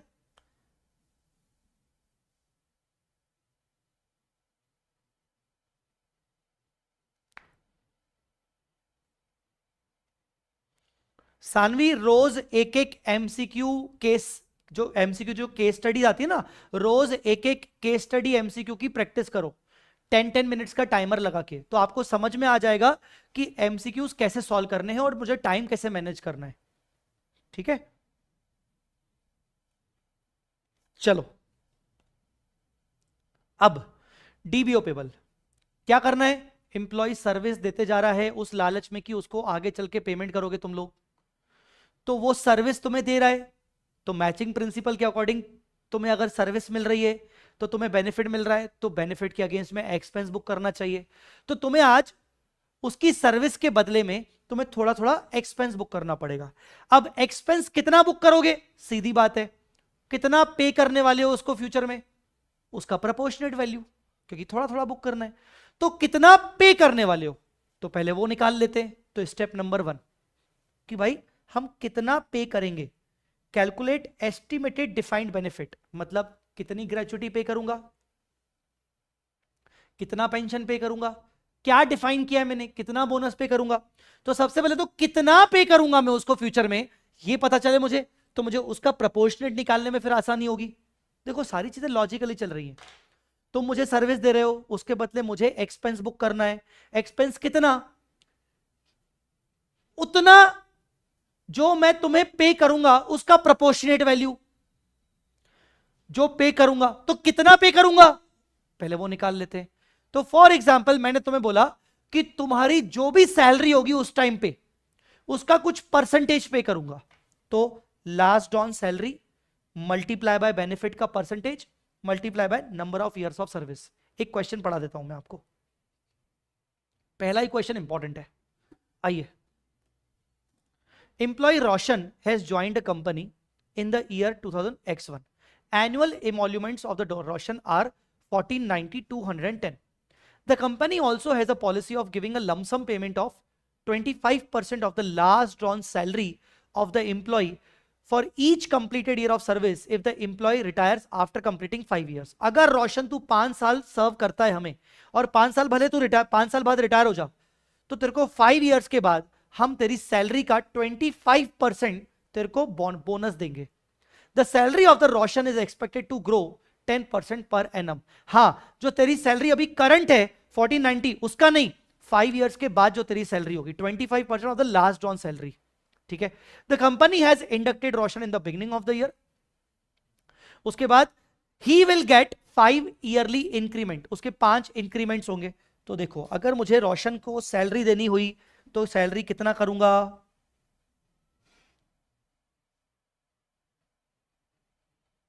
सर रिप्लाई कीजिए, क्या रिप्लाई करूं भाई?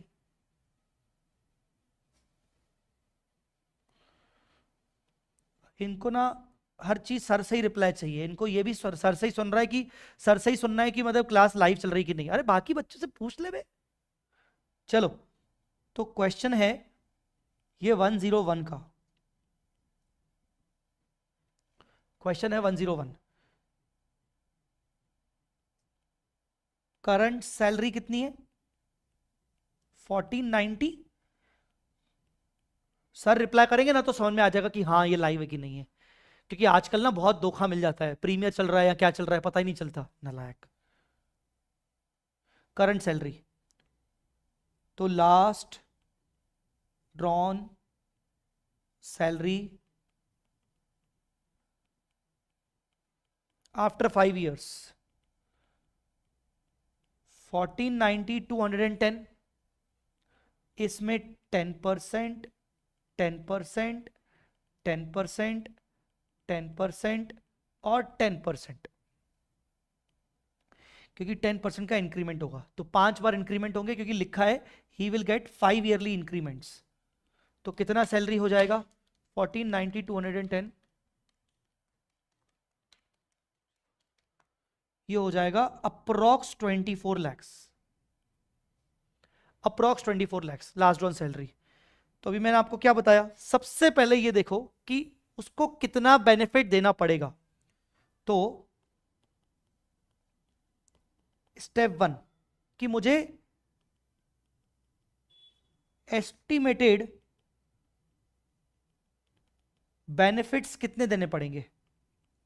24 लाख उसकी लास्ट ड्रॉन सैलरी होगी, उसका 25% बोनस उसको देना पड़ेगा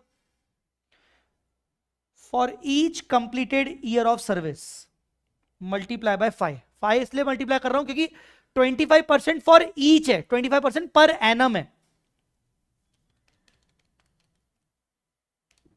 24 लाख इंटू 25% इंटू 5, मतलब मुझे उसको 30 लाख देने पड़ेंगे।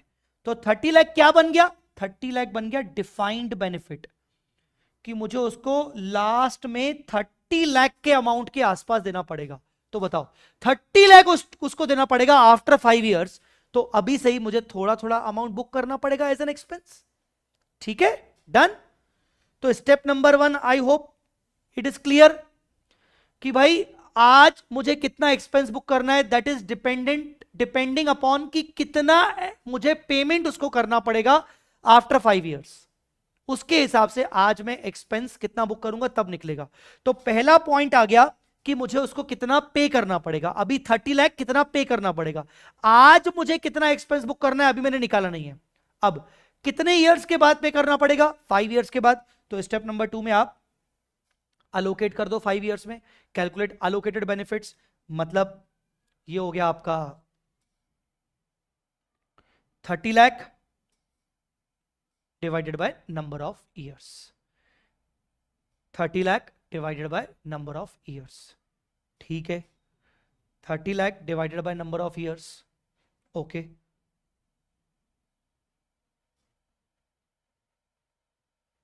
अब आते हैं स्टेप नंबर 3 में, अब आते हैं स्टेप नंबर 3 में। Step number 3, step number 3, step number 3 क्या किया बेटा, ध्यान से, 30 लाख मैं उसको ओवरऑल पे करूंगा, डिवाइडेड बाय 5, मतलब 5 लाख 5 लाख 5 लाख, नहीं सॉरी 30 लाख डिवाइडेड बाय 5 मतलब 6 लाख 6 लाख 6 लाख। अब मैं क्या करूंगा, ये जो 6 लाख अलोकेटेड बेनिफिट्स आ रहे हैं, इनकी मैं डिस्काउंटिंग करूंगा, इनकी मैं डिस्काउंटिंग करूंगा। ये जो 6 लाख आ रहे हैं ना बेटा, इनकी ना मैं डिस्काउंटिंग करूंगा, समझे क्या, इनकी मैंने डिस्काउंटिंग कर ली,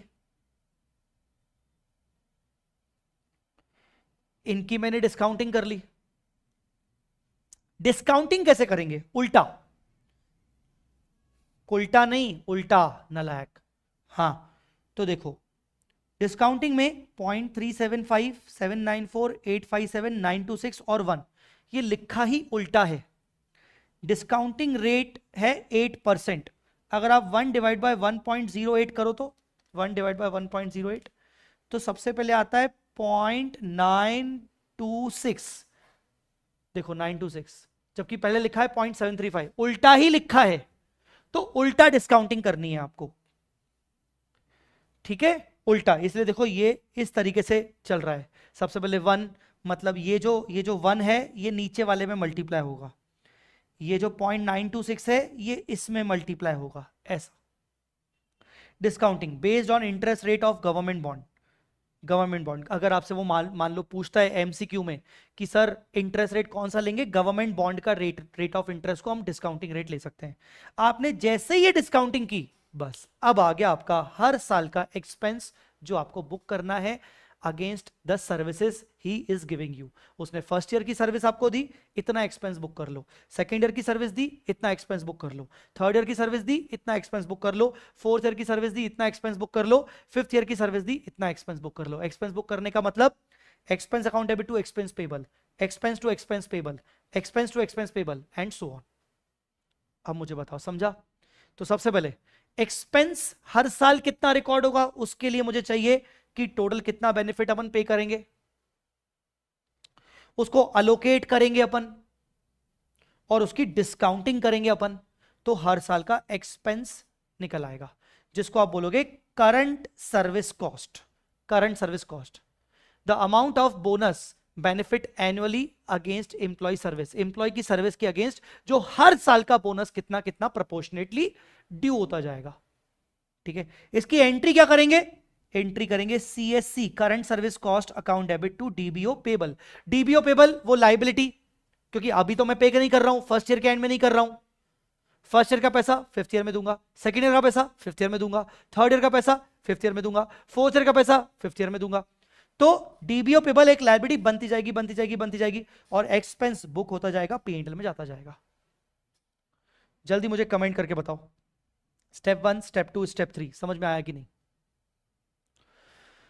लास्ट स्टेप आपको इंटरेस्ट कॉस्ट निकालना है, बिकॉज आपने डिस्काउंटिंग किया तो आपके प्रेजेंट वैल्यूज आ गए। अब आपको इंटरेस्ट कॉस्ट निकालना है एवरी ईयर। इंटरेस्ट कॉस्ट कैसे निकालोगे, इंटरेस्ट कॉस्ट कैसे निकालोगे, इंटरेस्ट कॉस्ट मतलब फाइनेंस कॉस्ट, फाइनेंस कॉस्ट कैसे निकालोगे, आइए सबसे पहले अगर मैं आपको ये क्वेश्चन करवाऊं तो देखिए इसमें आपका स्टेप नंबर 2 ये हो गया आपका अलोकेटेड बेनिफिट्स 6 लाख। फिर आपका स्टेप नंबर 3 जो मैं निकालूंगा current service cost, 1 2 3 4 5 6 lakh 6 lakh 6 lakh 6 lakh into 1 926 और ऐसे करके 857794 857794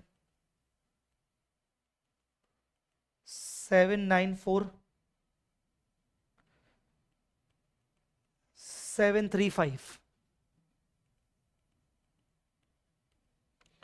यह आ गया 6 लाख पहला साल 6 लाख इंटू 0.735 यह आ गया 4,41,000 0.794 6 लाख यह आ गया 4,76,400 एंड सो ऑन। तो आप स्टेप नंबर 4 में इंटरेस्ट कैसे निकालेंगे ये बनाएंगे इस तरीके से, year opening balance year 1 opening balance 0,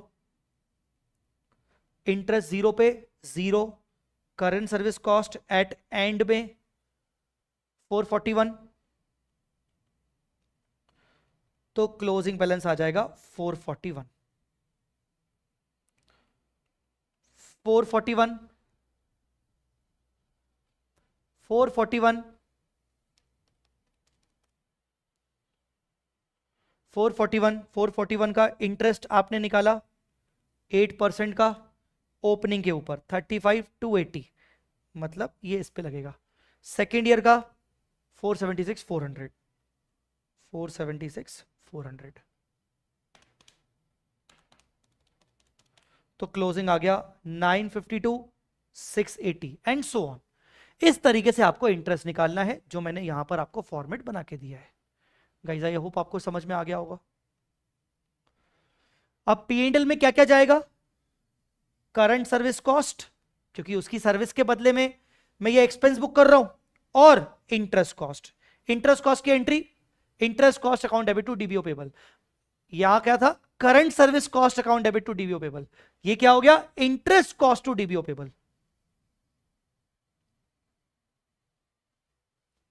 interest cost to DBO payable.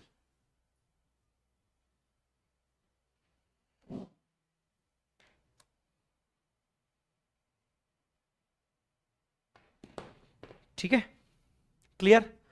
अगर तुम्हें यहां तक समझ में आ गया है ना, मैं तुम्हें बता दूं कि तुम्हारा 80% AS15 हो चुका है। 80% AS15 तुम्हारा हो चुका है, लिटरली बोल रहा हूं। ये एग्जाम्पल तुम खुद देख लेना, मैंने तुम्हें मेन क्वेश्चन ही करवा लिया। ठीक है, अब थोड़ा मैं आगे बढ़ रहा हूं। बाकी जो 20% पोर्शन बचा है जिसमें से 10% है तुम्हारा ये, इसमें ही डीबीओ में 2 बातें हैं छोटी छोटी, और बाकी 10% मिसलेनियस पोर्शन है। सर कितनी देर में सेशन खत्म हो जाएगा, हार्डली 20 मिनट्स में, 20 से 22 मिनट्स में खत्म हो जाएगा ये सेशन। ठीक है, 7-8 मिनट में एक्स्ट्रा ले सकता हूं, क्वेश्चन और एक बार तुम्हें ओवरव्यू करवा लूंगा। ठीक है, मतलब मैक्स 30 मिनट्स में। चलो अब सर हमने प्लान असेट और डीबीओ पेबल दोनों के बारे में पढ़ लिया। प्लान असेट और डीबीओ पेबल रियली नहीं, डीबीओ पेबल में 2 बातें छोटी सी बची हुई हैं। डीबीओ पेबल क्या था कि इतना अमाउंट मुझे फ्यूचर में देना पड़ेगा, तो मैं एवरी ईयर क्या बोल रहा हूं, डीबीओ पेबल में जब बुक कर रहा हूं, डीबीओ पेबल में एवरी ईयर बुक कर रहा हूं, एवरी ईयर में इस अमाउंट की एंट्री कर रहा हूं। तो फर्स्ट ईयर के एंड में डीबीओ पेबल, सेकंड ईयर के एंड में डीबीओ पेबल बढ़ जाएगा, थर्ड ईयर के एंड में डीबीओ पेबल और बढ़ जाएगा, फोर्थ ईयर के एंड में डीबीओ पेबल और बढ़ जाएगा, धीरे धीरे बढ़ता रहेगा। ये चलती रहेगी कहानी, चलती रहेगी तब तक जब तक कोई बदलाव ना हो, कोई चेंजेस ना हो। पर अगर मान लो प्लान के अंदर कुछ चेंजेस हो गए तो आ जाओ। चेंजेस इन डीबीओ, अगर प्लान के अंदर कोई डीबीओ में चेंजेस आए, प्लान के अंदर कोई चेंजेस, अच्छा चेंजेस पढ़ाने से पहले मुझे, मेरी रिस्पॉन्सिबिलिटी बनती है कि मैं आपको जैसे प्लान असेट का अकाउंट बना के दिखाया था या स्टेटमेंट बना के दिखाया था, वैसे ही मेरी रिस्पॉन्सिबिलिटी बनती है कि मैं आपको डीबीओ का स्टेटमेंट बना के दिखाऊं। तो डीबीओ पेबल किस तरीके से आता है, एक होता है आपका ओपनिंग, डीबीओ पेबल। फिर उसमें आप इंटरेस्ट कॉस्ट ऐड करते हो ओपनिंग पे, फिर करंट सर्विस कॉस्ट भी ऐड होता है, क्योंकि इसकी एंट्री होती है interest cost to DBO payable, इसकी एंट्री होती है current service cost to DBO payable.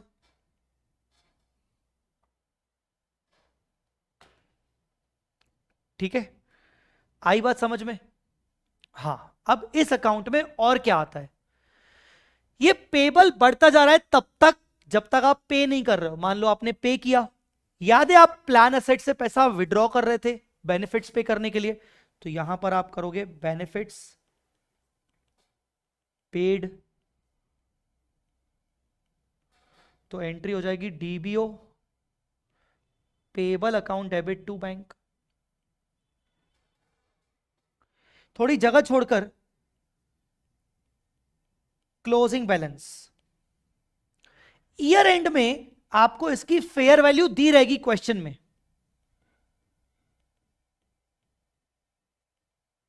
Question में आपको इसकी फेयर वैल्यू दी रहेगी और बुक वैल्यू इसकी कुछ और आएगी, तो यहां आएगा आपका डिफरेंस, और वो डिफरेंस हो जाएगा एक्चुअल गेन ऑब्लिक लॉस। ये एक्चुअल गेन ऑब्लिक लॉस यहां पर आ जाएगा। सर ये तो प्लान एसेट में भी आया था, यहां पर भी आएगा सेम, और कहां जाएगा? P and L. ये कहां जाएगा? P and L. ये कहां जाएगा? P and L.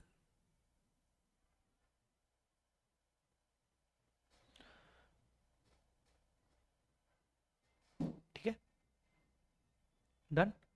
सानवी बेटा सारे क्वेश्चन का जवाब एक वीडियो के अंदर नहीं हो सकता ना dear. Saanvi please concentrate on AS15, है ना?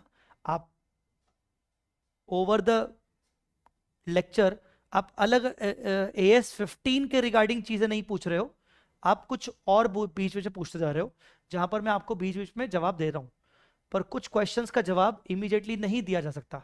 मैं यहां पर AS15 को रिवाइज करवाने आया हूं। अगर मैंने आपके सवाल का जवाब दिया कि सर 1.5 डेज में अकाउंट कैसे रिवाइज करें, तो उसके ऊपर एक अलग वीडियो बन सकता है डियर, है ना? तो क्या होता है बेटा, आप तो डिस्टर्ब हो ही रहे हो, पर आप फैकल्टी को भी डिस्टर्ब कर रहे हो उस, और मैं इस पे बात इसलिए कर रहा हूं कि अगर मैं इस पे जवाब नहीं दूंगा और मैं इग्नोर करूंगा तो बुरा भी लगता है कुछ बच्चों को कि यार यार देखो सर ना रिप्लाई नहीं कर रहे। तो इसीलिए मैं आपको समझा रहा हूं कि please concentrate on the topic only. DBO payable, ठीक है, तो डीबीओ पेबल में भी एक्चुअल गेन लॉस आता है।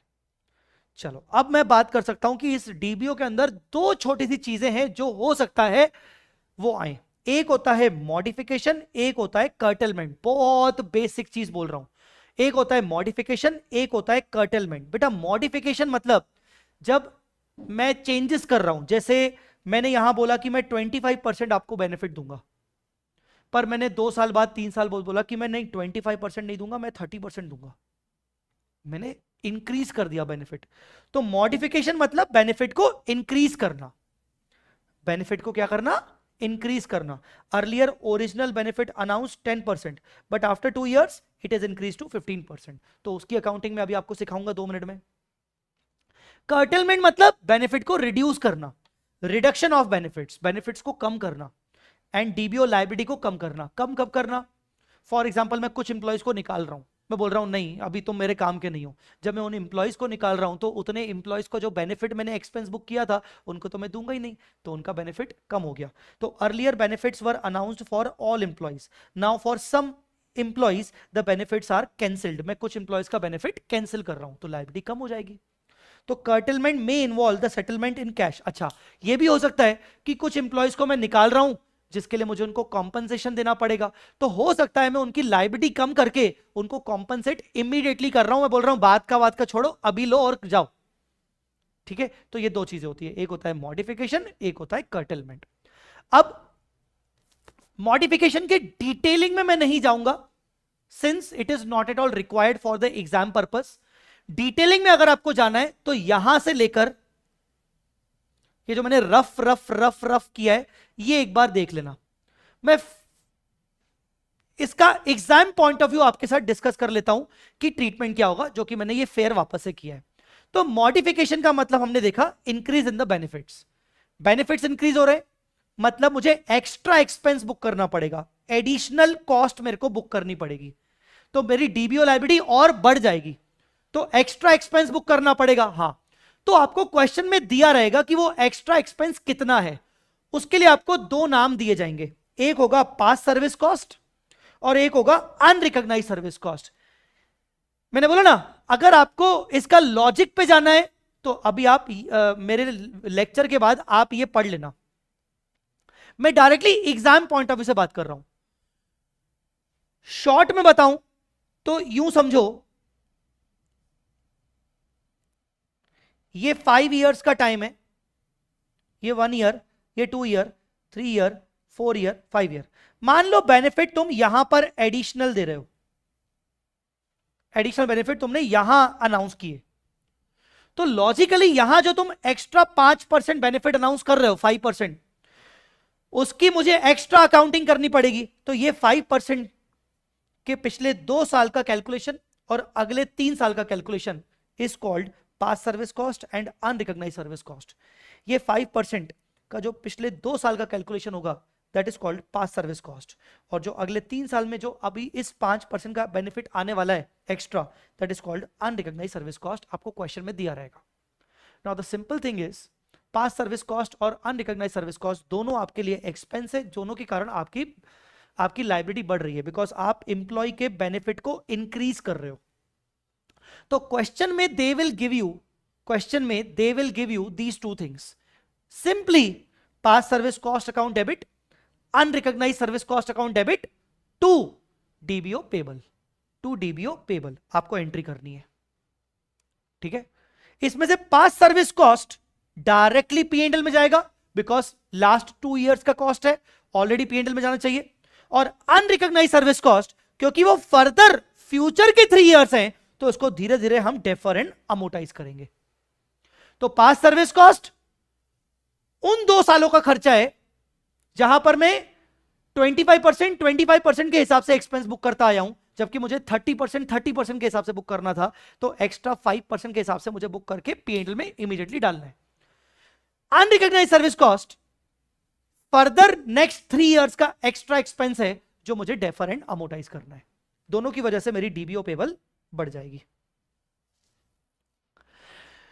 Unrecognized service cost shall be deferred and amortized to P&L. Unrecognized service cost shall be deferred and amortized to P&L over the remaining number of years. तो आप उसको defer and amortize करोगे equally हर साल। ठीक है, done. इनका एक और नाम है, पास सर्विस कॉस्ट को आप कहोगे एडिशनल बेनिफिट्स वेस्टेड, और अनरिकॉग्नाइज्ड सर्विस कॉस्ट को आप कहोगे additional benefits not yet vested. तो अगर ऐसा कुछ लिखा आ रहा है एडिशनल बेनिफिट्स, मतलब समझ जाना मॉडिफिकेशन हुआ है, हम बेनिफिट्स बढ़ा रहे हैं, और वर्ड लिखा आ रहा है वेस्टेड, मतलब पास सर्विस कॉस्ट। वर्ड लिखा आ रहा है अनवेस्टेड, नॉट येट वेस्टेड, तो समझ जाना अनरिकॉग्नाइज्ड सर्विस कॉस्ट है। ठीक है, क्लियर हुआ? मैं चाहता हूं कि तुम्हें मैं इसको एक क्वेश्चन के पॉइंट ऑफ व्यू से दिखाऊं।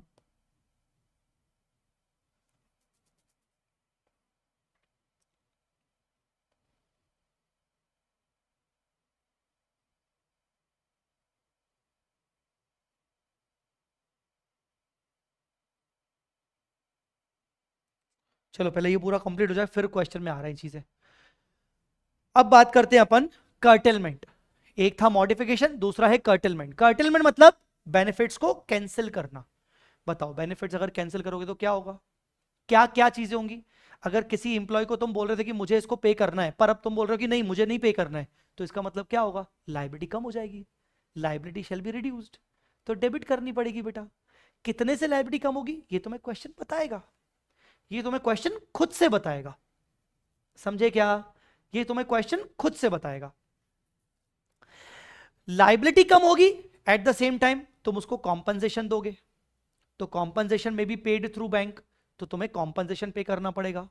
ठीक है, हो सकता है अभी कार्टेलमेंट हो रहा है, हो सकता है कुछ साल पहले मॉडिफिकेशन किया हो और उस वजह से अनरिकॉग्नाइज यूएससी कॉस्ट भी तुमने बनाया हो जिसका तुम्हारा डिफर एंड अमोटाइज करना बाकी था। तो करना क्या पड़ता है, ये जो अनरिकॉग्नाइज सर्विस कॉस्ट थी, अनरिकॉग्नाइज सर्विस कॉस्ट थी, इसका डेबिट बैलेंस रहता है बेटा, ठीक है ना। और आगे चल के मान लो तुम प्लान को कैंसिल कर रहे हो, तो प्रोपोर्शनेटली अनरिकॉग्नाइज सर्विस कॉस्ट को भी हमें रिड्यूस करना होता है। तो लाइबिलिटी रिड्यूस होती है, अनरिकॉग्नाइज सर्विस कॉस्ट भी प्रोपोर्शनेटली रिड्यूस हो गई, क्योंकि पहले सोचा था कि इतना एक्स्ट्रा देना पड़ेगा, अब नहीं देना पड़ेगा, तो प्रोपोर्शनेटली उतना कम कर दो। अगर हम इमीडिएटली उसके बदले कॉम्पनसेशन दे रहे हैं तो टू बैंक, और इन तीनों के चक्कर में आपका जो भी डिफरेंस आ रहा है वो आपका गेन हो जाएगा। Balancing figure will be gain on curtailment. अब इस क्वेश्चन को मैं कैसे करवाऊंगा, आ जाओ। इसका एक क्वेश्चन है, ये रहा, ये क्वेश्चन है। इस क्वेश्चन में ना फालतू का तामझाम लिखा हुआ है, ऊपर जो भी लिखा है किसी काम का नहीं है, यहां से पढ़ो। Rockstar limited estimate the share of unamortize service cost, unamortize देखो ये USC, that relates to the part of the obligation at 18, ठीक है। Calculate the gain from curtailment and the liability after curtailment to be recognized in the balance sheet based on the given information. Immediately before curtailment the gross obligation, gross obligation मतलब DBO, DBO कितना पड़ा है, 6000 पड़ा है। Plan asset कितना पड़ा है, 5100 पड़ा है। अनअमोटाइज सर्विस कॉस्ट कितना पड़ा है, 180 पड़ा है। और कर्टेलमेंट जब रिड्यूस होगा तो वो 600 से रिड्यूस होगा, मतलब 10% रिड्यूस होगा। तो सुनो, कर्टेलमेंट 10% कर रहे हैं, तो ओवरऑल डीबीओ 6000 का 10% कितना, 600, तो सही बोल रहा है 600 से रिड्यूस होगा। और अगर ये 600 से रिड्यूस होगा तो यूएससी अनरिकॉग्नाइज सर्विस कॉस्ट भी 10% से रिड्यूस कर दो, मतलब 18, ठीक है। तो बेटा डीबीओ का कौन सा बैलेंस होता है, क्रेडिट बैलेंस। बेटा अनअमोटाइज का कितना बैलेंस होता है, डेबिट बैलेंस। तो क्या क्या कम होगा, एक तो 10% से 600 से डीबीओ कम होगा, तो DBO payable 600। Unrecognised service cost को ओरिजिनली जब तुमने रिकॉर्ड किया होगा, तो तुमने ओरिजिनली रिकॉर्ड किया था तो डेबिट किया था, अब तुम उसको रिड्यूस कर रहे हो प्रोपोर्शनेटली, प्रोपोर्शनेटली रिड्यूस कर रहे हो, तो क्रेडिट कर रहे हो 18। और उसके बदले में तुम कुछ कॉम्पनसेशन दे रहे हो, नहीं, तो पूरा का पूरा हो गया तुम्हारा गेन। अगर कॉम्पनसेशन देते तो टू बैंक आ जाता, अगर कॉम्पनसेशन देते तो टू बैंक आता। आई बात समझ में कि नहीं, बोलो बेटा, क्लियर हुआ।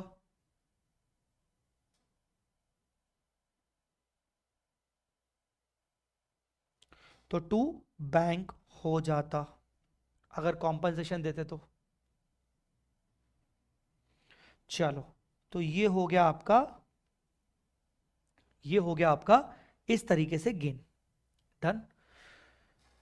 चलो दैट्स इट गाइस, ये था तुम्हारा इस तरीके से। इसका प्रेजेंटेशन कैसे होता है ध्यान से देखो। डीबीओ पेबल में अब कुल मिला के कितनी चीजें आ गई, एक ओपनिंग बैलेंस आ गया, एक करंट सर्विस कॉस्ट आ गया, एक इंटरेस्ट कॉस्ट आ गया, एक पास सर्विस कॉस्ट आ गया, कर्टेलमेंट से आपका डीबीओ पेबल रिड्यूस हो गया, बेनिफिट्स आपने पे किए डीबीओ में। तो देखो मैं एंट्री वाइज बता रहा हूं, उससे बेटर होगा। करंट सर्विस कॉस्ट की entry, current service cost account debit to DBO liability, DBO payable. Interest cost, interest cost account debit to DBO. Past service cost, past service cost debit to DBO.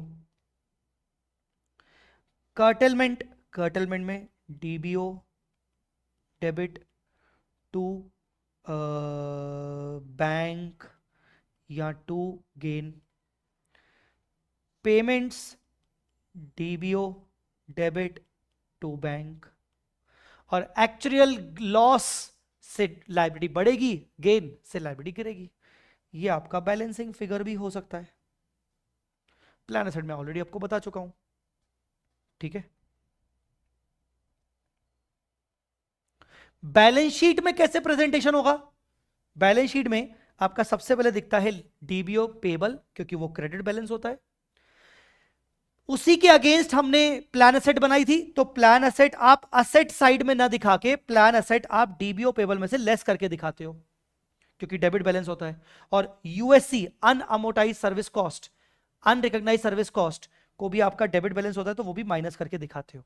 कुछ बच्चों को इसमें उलझन होती है कि sir ये क्या था, ये वो जो हमने मॉडिफिकेशन किया था ना, वो वाला पार्ट था। तो इसका भी डेबिट बैलेंस होता है, तो वो हम लाइबिलिटी से नेट करके दिखाते, तो नेट नेट आपका ये होता है। ठीक है, तो कुल मिला के आपका ये हो गया। समझ में आया? बोलिए जी, क्लियर हो गया? This is the way to calculate DBO वगैरह। गवर्नमेंट बॉन्ड्स के हिसाब से आपको डिस्काउंटिंग रेट लेना पड़ता है। If nothing is specified in the question, always assume that contribution is made and benefits are paid at the end of the year. मतलब वो जो रिटर्न, एक्सपेक्टेड रिटर्न की वर्किंग के लिए आप हमेशा ये वाली सिचुएशन मानोगे, ओपनिंग पे निकालोगे। अगर उन्होंने आपको नहीं बताया कि कंट्रीब्यूशन और बेनिफिट्स कब पे किए गए, तो आपको ये वाला अज्यूम करना पड़ेगा। Guys, this was your defined benefit plan. Overall 4 चीजों में आपका, अब आपका बचा टर्मिनेशन बेनिफिट्स। एक लाइन में इसका ट्रीटमेंट सुन लो। टर्मिनेशन बेनिफिट्स में जो भी एक्सपेंस आप पे करोगे, वो आपको इमीडिएटली पीएनएल में डालना है। डायरेक्टली आपको कहां डालना है? पीएनएल में। जब भी आपने अनाउंस किया, इन the year of announcement, in the year of announcement. Short term employ benefits हमेशा पीएनएल में जाएगा इन द ईयर ऑफ अनाउंसमेंट। बस इसमें एक छोटी सी चीज है जो मैं तुम्हें बता देता हूं, लीव वाली। शॉर्ट टर्म एम्प्लॉय बेनिफिट्स में लीव कॉम्पनसेशन को कैसे मैनेज करेंगे। लीव कॉम्पनसेशन मतलब तुम्हें कुछ लीव्स अलाउ की गई हैं, पेड लीव्स अलाउ की गई हैं कि you can take the leave, but हम सैलरी तुम्हारी डिडक्ट नहीं करेंगे। सपोज तुम्हें 10 लीव्स पर एनम अलाउ की गई हैं कि तुम 10 लीव्स ले भी लोगे, हम तुम्हारी सैलरी नहीं काटेंगे, other than Sundays and holidays. 10 leaves तुम ले लो, हम तुम्हारी सैलरी नहीं काटेंगे। अगर तुमने 10 लीव्स पे भी काम किया, 10 लीव्स पे भी काम किया, तो हमें कोई मतलब नहीं है, उसके बदले हम तुम्हें कोई एक्स्ट्रा बेनिफिट नहीं देंगे, तो उसको बोलते हैं नॉन एक्यूमुलेटिंग पेड लीव्स। मतलब 10 लीव्स पे भी तुमने कंपनी के लिए काम किया, छुट्टी ना करके भी तुमने कंपनी के लिए काम किया, पर कंपनी तुम्हें उसके लिए कोई कॉम्पनसेशन नहीं दे रही है, तो उसको बोलते हैं नॉन एक्यूमुलेटिंग पेड लीव्स। तो 10 लीव्स पे अगर मान लो तुमने छुट्टियां नहीं ली और तुमने कंपनी के लिए काम किया, कंपनी का बेनिफिट भी हुआ, पर कंपनी तुम्हें कुछ भी कॉम्पनसेट नहीं कर रही है, तो उसकी कोई अकाउंटिंग नहीं होती। पर अगर कंपनी तुम्हें उन 10 लीव्स पे काम करने के कारण तुम्हें बेनिफिट पास ऑन कर रही है, तो उसको बोलते हैं एक्यूमुलेटिंग पेड लीव्स। बेनिफिट 2 तरीके से पास ऑन हो सकता है कि भाई थैंक यू सो मच, आपने छुट्टियों के दिन भी हमारे लिए काम किया, हम आपको एक्स्ट्रा पे करेंगे कैश, तो that is called payable in cash, wasting leaves. ठीक है ना? थैंक यू सो मच, आपने छुट्टियों के दिन भी हमारे लिए काम किया, एक्स्ट्रा छुट्टियां हमसे ले लेना आगे चल के, that is called payable in the form of excess leaves in the next year. मतलब छुट्टियों पे अगर तुम हमारे लिए काम कर रहे हो और हम तुम्हें अगर कैश में कॉम्पनसेट कर रहे हैं, तो पेबल इन कैश। कैश में कॉम्पनसेट नहीं कर रहे हैं, उतनी छुट्टियां हम तुम्हें एक्स्ट्रा फ्यूचर में देंगे अगले साल, तो payable in the form of extra leaves. अगर कैश में हम तुम्हें पे करेंगे, तो फॉर एग्जाम्पल तुम्हें 10 लीव्स अलाउड थी, 10 में से तुमने मान लो 7 यूटिलाइज कर दी, तो 3 बच गई अनयूज्ड। अनयूज्ड मतलब तुमने 3 दिन हमारे लिए एक्स्ट्रा काम किया, तुमने 10 में से 7 छुट्टियां ली, पर 3 दिन तुमने हमारे लिए काम किया, 3 दिन की हमसे एक्स्ट्रा सैलरी ले लो, तो एक्स्ट्रा सैलरी का एक्सपेंस हम बुक कर लेंगे। Total unused leaves 3 multiply by salary per day. मान लो पर डे सैलरी आपकी 2000 रुपीज है, 5000 रुपीज है, मल्टीप्लाई बाय 5000 पर डे, तो 3 into 5000 into number of employees, simple. ठीक है, वापस से बोल रहा हूं, 10 लीव्स थी, 10 में से 7 लीव्स तुमने ली हैं, मतलब तुमने 3 लीव्स पे काम किया है, तो 3 लीव्स का हम तुम्हें एक्स्ट्रा पैसा दे रहे हैं, multiply by number of employees. ठीक है, 10 लीव्स थी, 10 में से तुमने 7 पे काम किया, 7 पे तुमने छुट्टी ले ली, कोई बात नहीं, 3 पे तुमने काम किया है, थैंक यू सो मच, पर हम इन 3 का तुम्हें पैसा नहीं देंगे, हम तुम्हें नेक्स्ट ईयर 10 + 3 हम तुम्हें 13 लीव्स अलाउ कर रहे हैं, 13 लीव्स अलाउ कर रहे हैं, मतलब तुम 3 लीव्स एक्स्ट्रा अवेल कर लेना। क्या तुम सच में करोगे? कुछ लोग करेंगे, कुछ लोग नहीं करेंगे, कुछ लोग आधा करेंगे। तो बेस्ड ऑन द एक्सपेक्टेशन कि इन वाकई में ये 3 अवेल हो पाएंगी कि नहीं हो पाएंगी, उसके हिसाब से हम एक्सपेंस बुक करेंगे। तो expense is recognised based on the estimation of leaves to be utilise. इन 3 में से तुम कितनी यूटिलाइज कर पाओगे, उसके हिसाब से एक्सपेंस बुक करेंगे। तो अनयूज लीव्स कितनी है? 3 मल्टीप्लाई बाय कितना एक्सपेक्टेशन है? सिर्फ 80% यूटिलाइज हो जाएगी, multiply by salary per day. तो यहां 80% क्या आ गया? एक्सपेक्टेशन। क्योंकि जरूरी नहीं ना कि तुम्हें 3 जो तुम्हारी कैरी फॉरवर्ड हो रही हैं वो तुम पूरी की पूरी 3 आगे चल के यूज कर पाओगे। तो 3 में से कितनी यूज कर पाओगे बेस्ड ऑन दैट एक्सपेक्टेशन, बस तुम्हें यहां पर वो एक्सपेक्टेशन का परसेंटेज मल्टीप्लाई करना है, पेबल इन कैश के फॉर्म में वो मल्टीप्लाई नहीं करना था। बस इतना फर्क है, दोनों केस में हमें एक्सपेंस बुक करना है, दैट्स इट। ठीक है, ये एग्जांपल एक बार आप कर लेना तो आपको समझ में आ जाएगा। Guys this was your AS 15। मैंने क्वेश्चन बैंक आप सबके लिए फ्री कर दिया है, जब मैंने आपको इस सेशन के स्टार्टिंग में दिखाया भी। मैं आपको इंपॉर्टेंट क्वेश्चन बता देता हूं कि कौन कौन से आपको क्वेश्चंस करने चाहिए। हालांकि जितने भी क्वेश्चंस के बगल में आपको QR दिखे वो मोस्ट ऑफ द केसेस में इंपॉर्टेंट ही होंगे, तो आप मिनिमम बेयर मिनिमम ये QR वाले क्वेश्चंस जरूर ट्राई करना। ये वाला क्वेश्चन मैंने आपको खुद से ट्राई करवाया, बाकी क्वेश्चंस आप QR वाले खुद से ट्राई करना।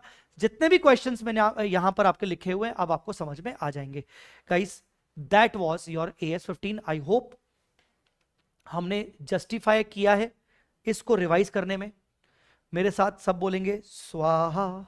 AS 15 हमारा हो गया, एंड आई होप मैंने पूरा जस्टिफिकेशन दिया है AS 15 को। AS 15 takes time to revise the concept and I think I have done my job pretty well. If you feel like this please इस वीडियो को जरूर लाइक करना, कमेंट में अपना फीडबैक जरूर देके जाना, और मेरी तरफ से ऑल द वेरी बेस्ट। आप लोगों को जो जो प्रॉब्लम आ रही है, जो जो अदर देन मतलब स्टडी रिलेटेड डाउट, मतलब बेसिकली जो भी आपकी टेक्निकल क्वेरीज हैं, पढ़ाई डाउट्स हैं, उनके अलावा अगर आपको कुछ और चीजें मुझसे पूछनी है तो कमेंट सेक्शन में लिखना, मैं आपको रिप्लाई कर दूंगा। ठीक है, थैंक्स अ लॉट गाइस। अभी के लिए इतना ही, अभी के लिए इतना ही। Bye bye, take care. और हाँ, आपसे रिक्वेस्ट है कि इन मेरे वीडियोस को बाकी दोस्तों तक पहुंचाइए। मैंने जो बुक्स फ्री कर दी हैं उनको अपने बाकी दोस्तों तक भी शेयर कर दीजिएगा। थैंक्स अ लॉट गाइस, मिलते हैं कल के वीडियो में। कल क्या होने वाला है आपको YouTube पे लाइव दिख जाएगा। AS 15 के बाद if I am not wrong AS 28 होने वाला है। ठीक है, thanks a lot guys, take care.